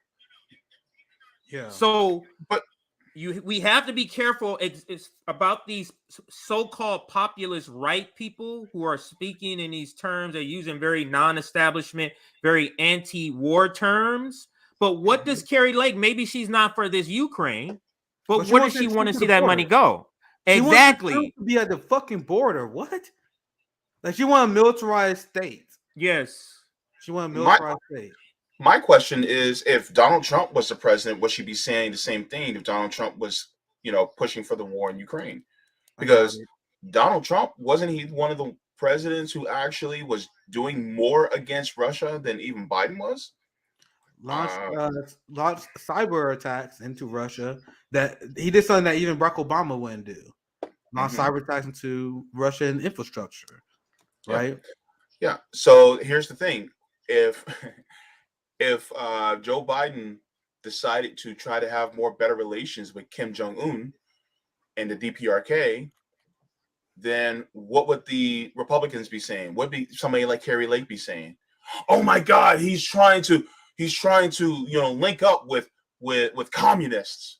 That's probably what they would be saying. But who met up with Kim Jong-un? Wasn't it Donald Trump? Isn't that interesting?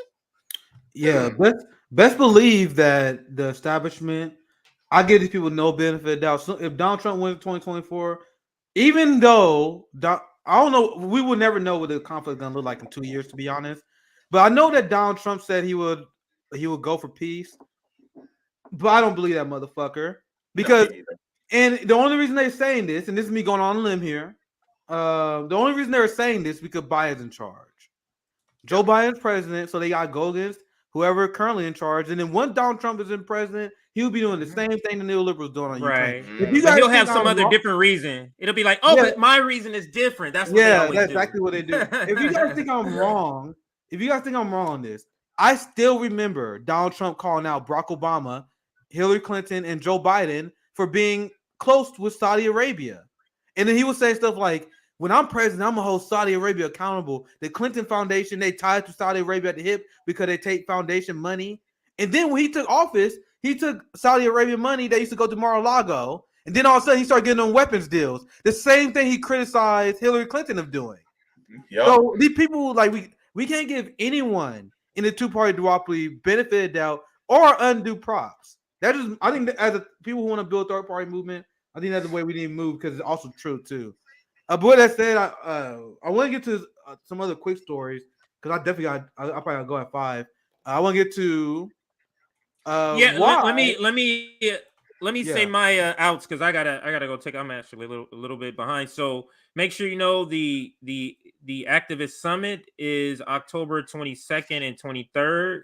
So far, we're getting close to where our schedule is going to be filled. I don't know if we're going to need more space to add people, but the Sunday is just about filled. I know, and I don't know about Saturdays, but we'll see. At this point, I'm looking to add more people to panels because that's what we have to start doing. So Activist Summit is this upcoming weekend. Please try to make sure you're able to see at least part of it. If actually we're not taking any more submissions. The other thing is, like this video, we have 442 people watching.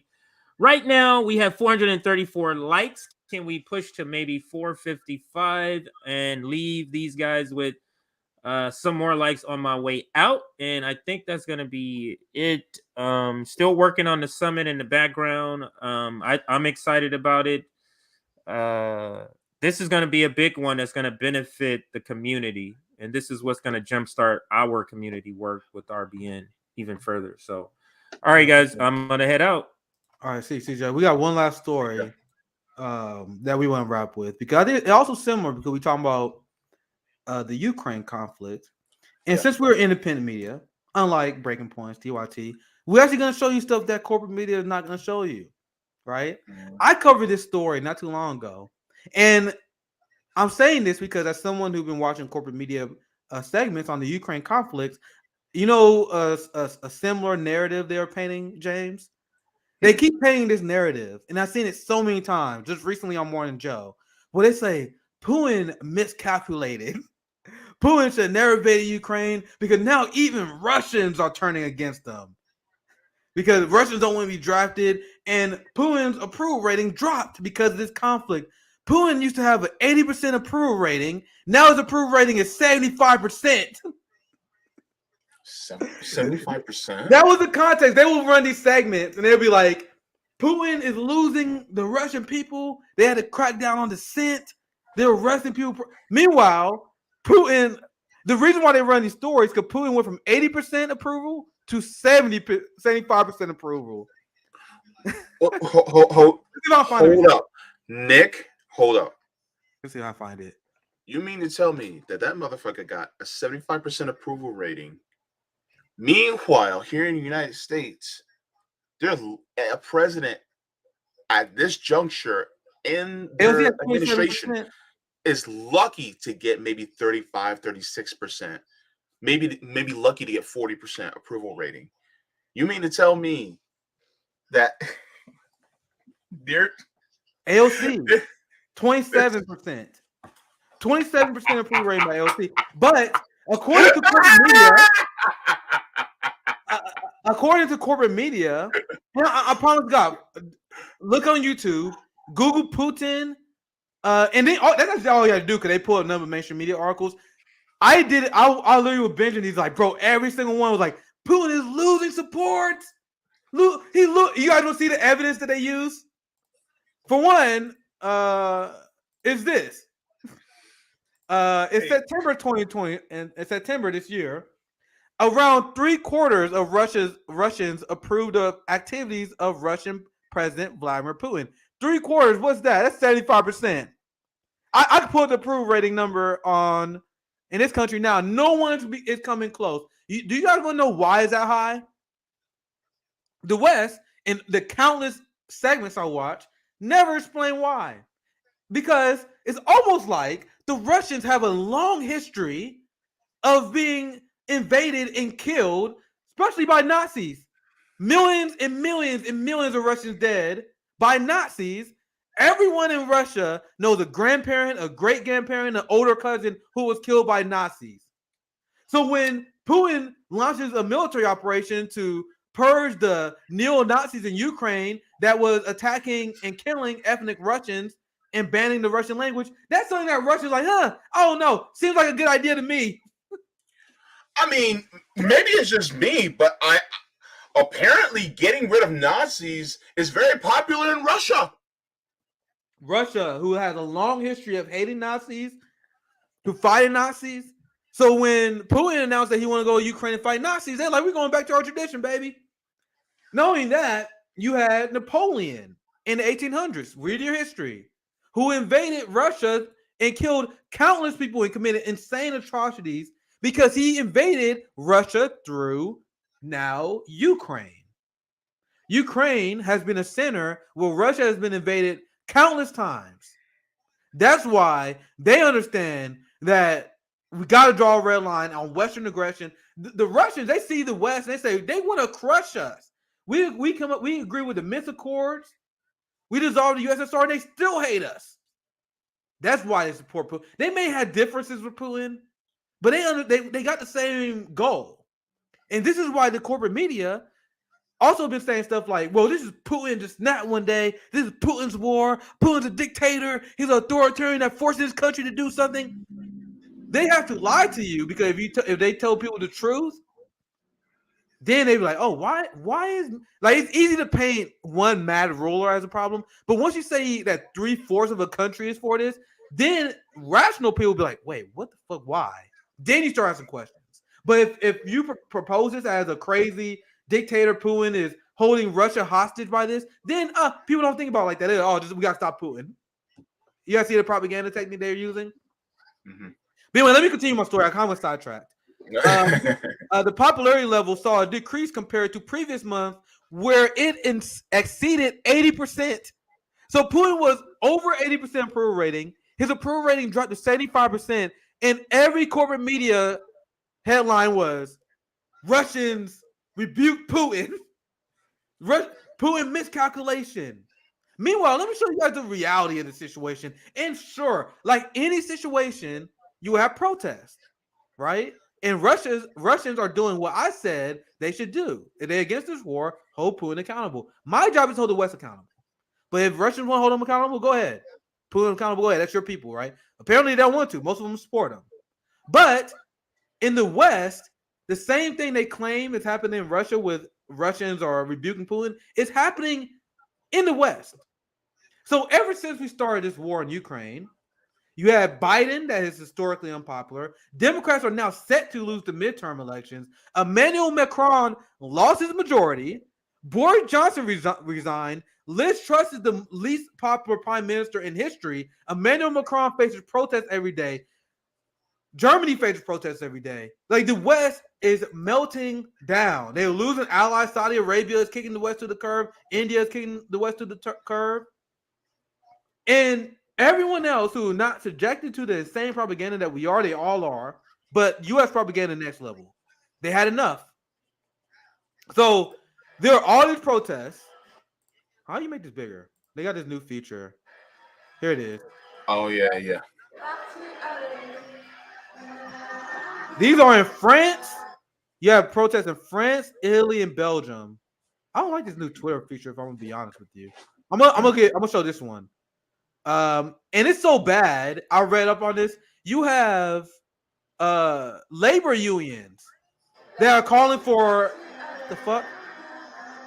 You have labor unions calling for a general strike because the soaring energy costs and cost of living. Right?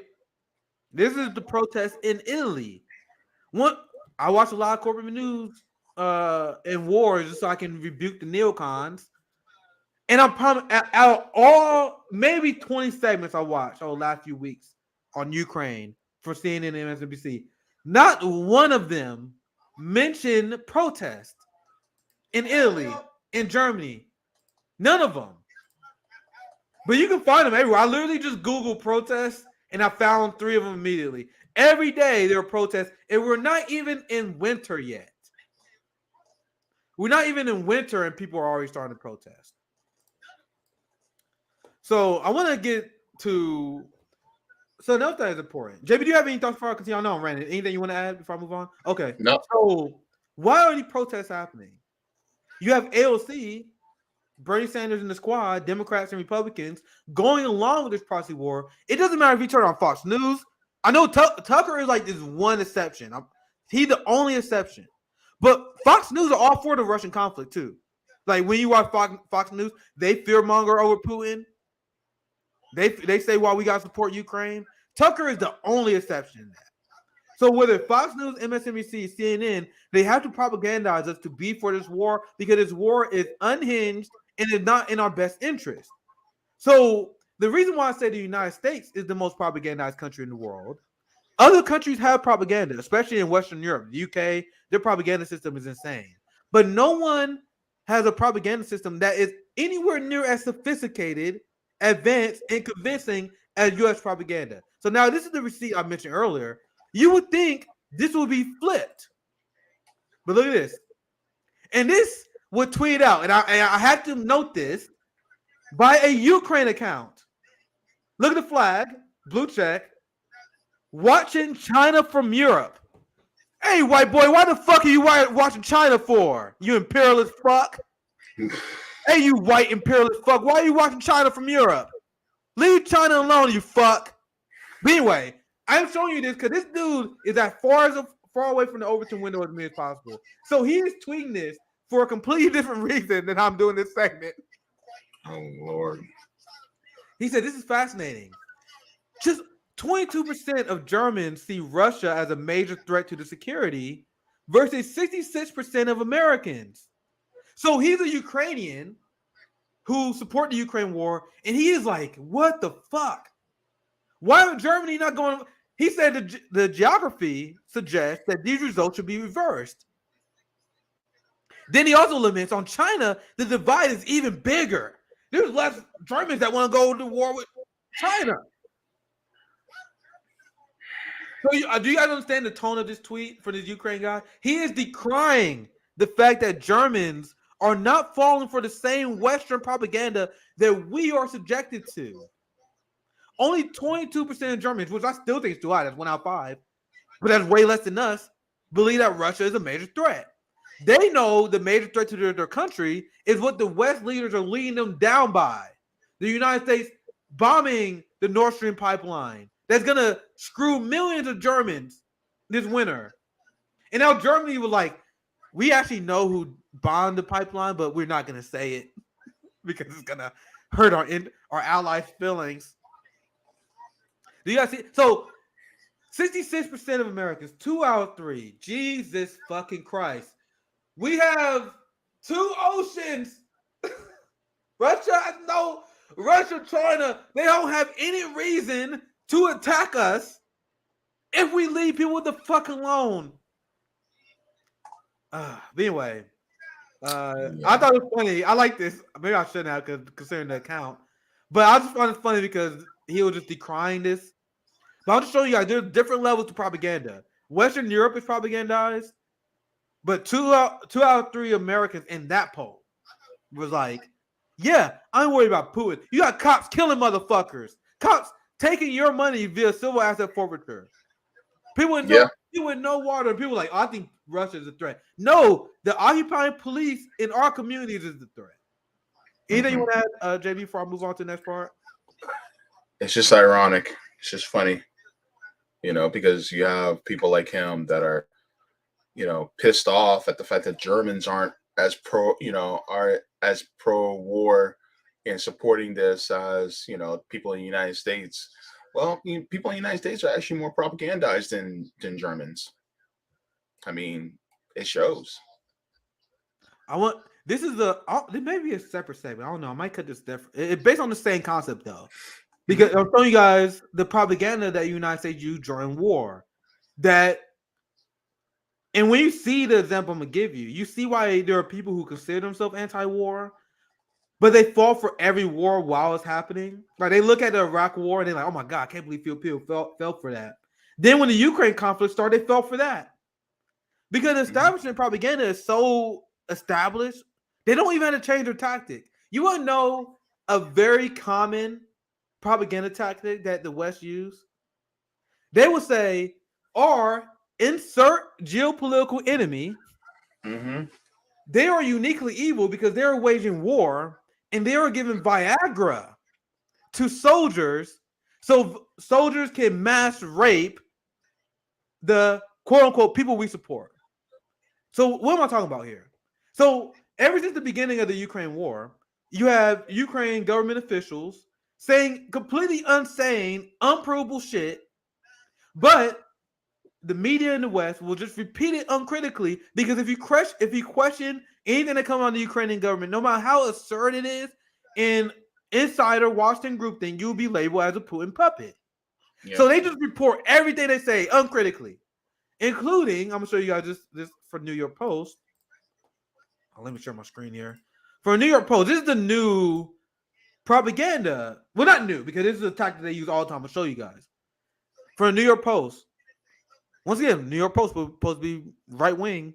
You see, they falling in line with the anti-Russian propaganda too. Russia is giving soldiers Viagra to rape Ukrainians. Mm-hmm. And do you guys remember that story where it was like, literally all the corporate media outlets covered it, where they said there was this gang rape of this 2-year-old boy, a Ukrainian boy, where he was raped to death. And then later, like literally like a week later, they was like, there's no corroborating evidence, no witnesses, there's no victims that we can trace this to. So essentially it was a made-up story. Wow. Not new. I'm gonna show you guys some receipts. Not new. So this guy said, no fucking way they are literally trotting this same trope again of claiming that our quote-unquote enemy is raping people. Actually, this is not even the first time. I'll show you guys this. This is from NPR in May. Once again, this headline, in the war on Ukraine, rape has been used as a weapon. And you want to know who their source is? British lawmaker. Some British Ukraine bootlicker. Arminka Helik? And then they quote a Ukrainian government official. None of this shit has been proven. Now I'm going to show you guys this. This is the person who says it. Russia is giving soldiers Viagra to rape Ukrainians. Where have we heard this? Where have we seen this person before? UN Chief Special Envoy called for Myanmar's military punishment for raping of Rohingya women. The same exact thing. They also ran a headline about Gaddafi. I think I got it saved here. They said Gaddafi was, here's another one. In Ethiopia, apparently there are soldiers raping in Ethiopia too. Soldiers raping in Ethiopia. They got Russian soldiers raping in Ukraine. And then they said Syrian soldiers was given Viagra to rape. So isn't it funny that just so happened all the Western enemies, they have these rape armies? Now here, look at this.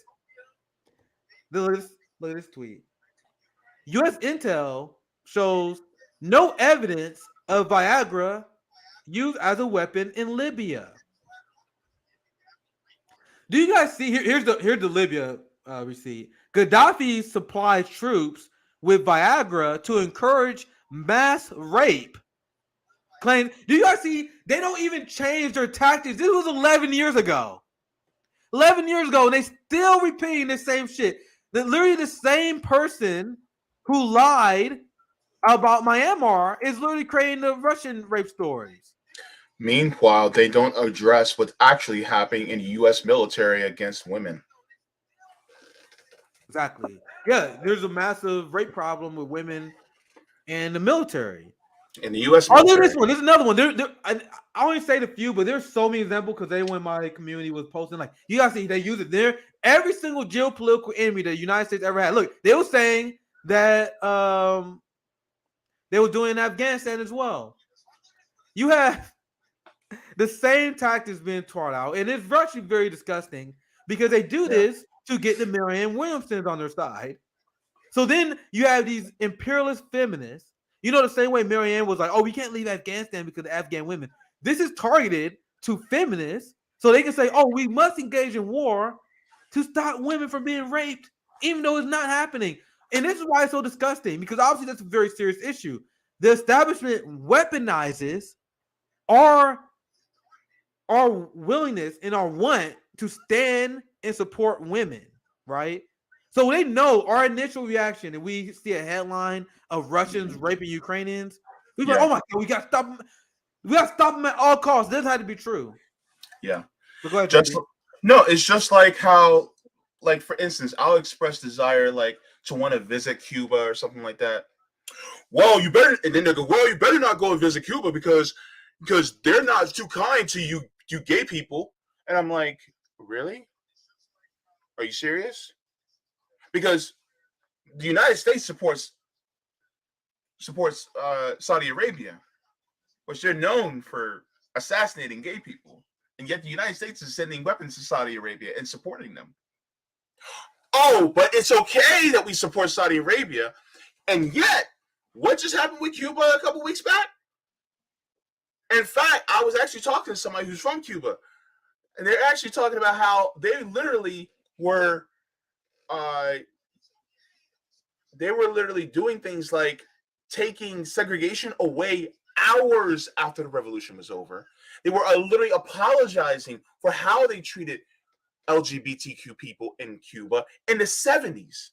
They were apologizing for it. And yet you're talking about how, oh, I should be careful going to Cuba. And yet Saudi Arabia is literally killing people like me. And the U.S. supports them. So, yeah. In fact, Cuba actually went further than that. Yep. They went, yeah. Content says, yeah, Cuba went further than that. Cuba actually ended up not only legalizing it, but also making adoption legal and changing the definition of family from it being just a biological thing to being an emotional and physiological relationship that can also be outside of physical. So, but anyways, that's the crazy part, is that they automatically want to make you think, oh, well, these people in these different lands are horrible, when really it's just the United States projecting what it actually does to either its own people or people abroad. Because remember Abu Ghraib? Never forget Abu Ghraib. What the United States soldiers were doing to Muslim men, and,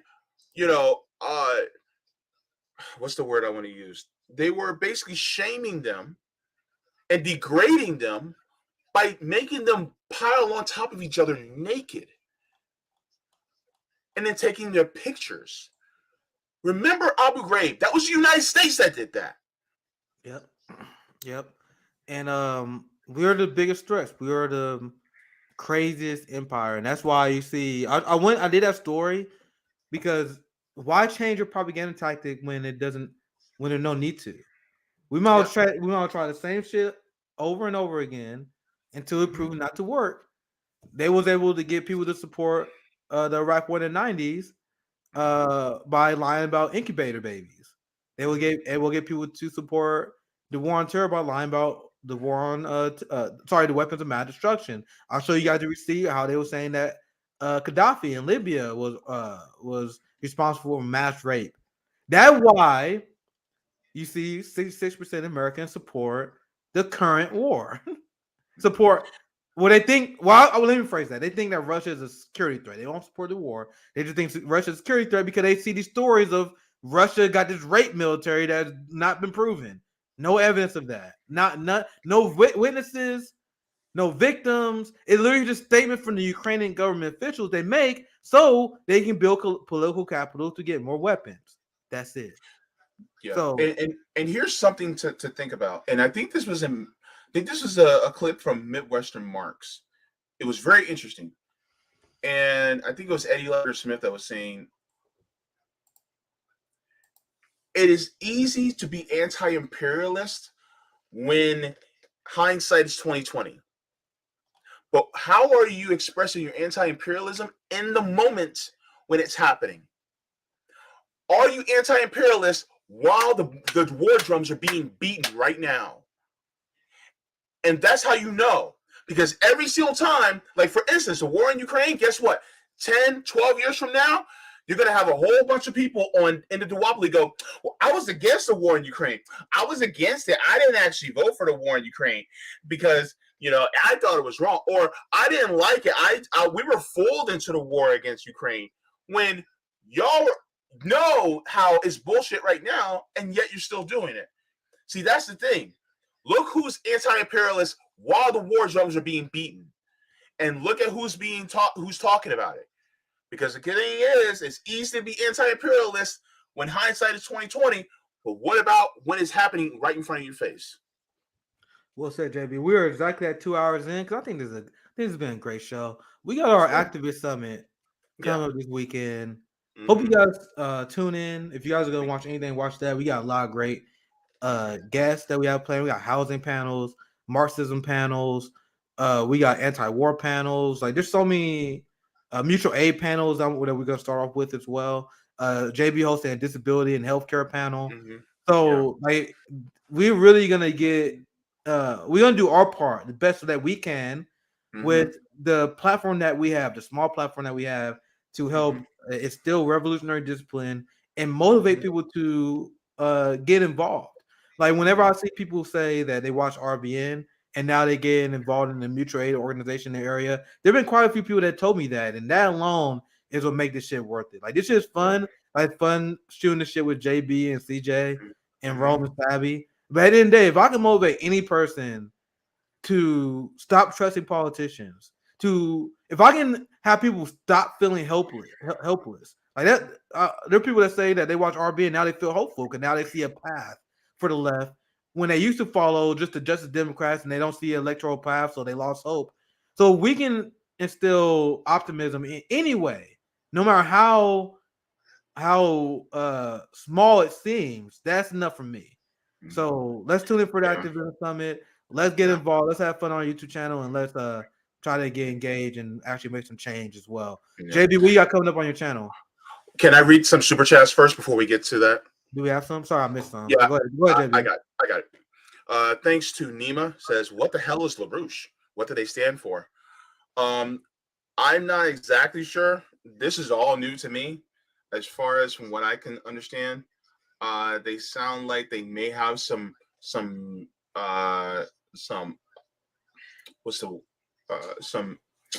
sensibilities that are more socially right wing. Maybe, I don't know. I'm probably wrong, but you know, I would need to ask somebody who is with LaRouche. You know, what do they stand for? So I'm not exactly sure, but you know, I would have to Google it. So sorry, I don't know what that is, but thanks for the super chat. Janice, thank you for the super sticker. With Eyes We Rise says, would like to donate 9 cents per sale per song through Destroy Kid to RBN for support. Wow. They distribute through major outlets. We will email them again now. Email title will be Fight the Power. Okay. All right. Well, you know, we'll let CJ know about that. Thank you so very much. Also with our Eyes We Rise, we said we just resent the email. Okay. Thank you so much.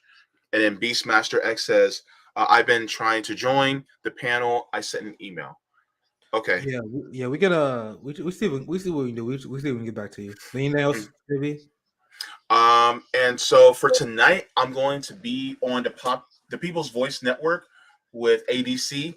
So I think that's at 8 p.m.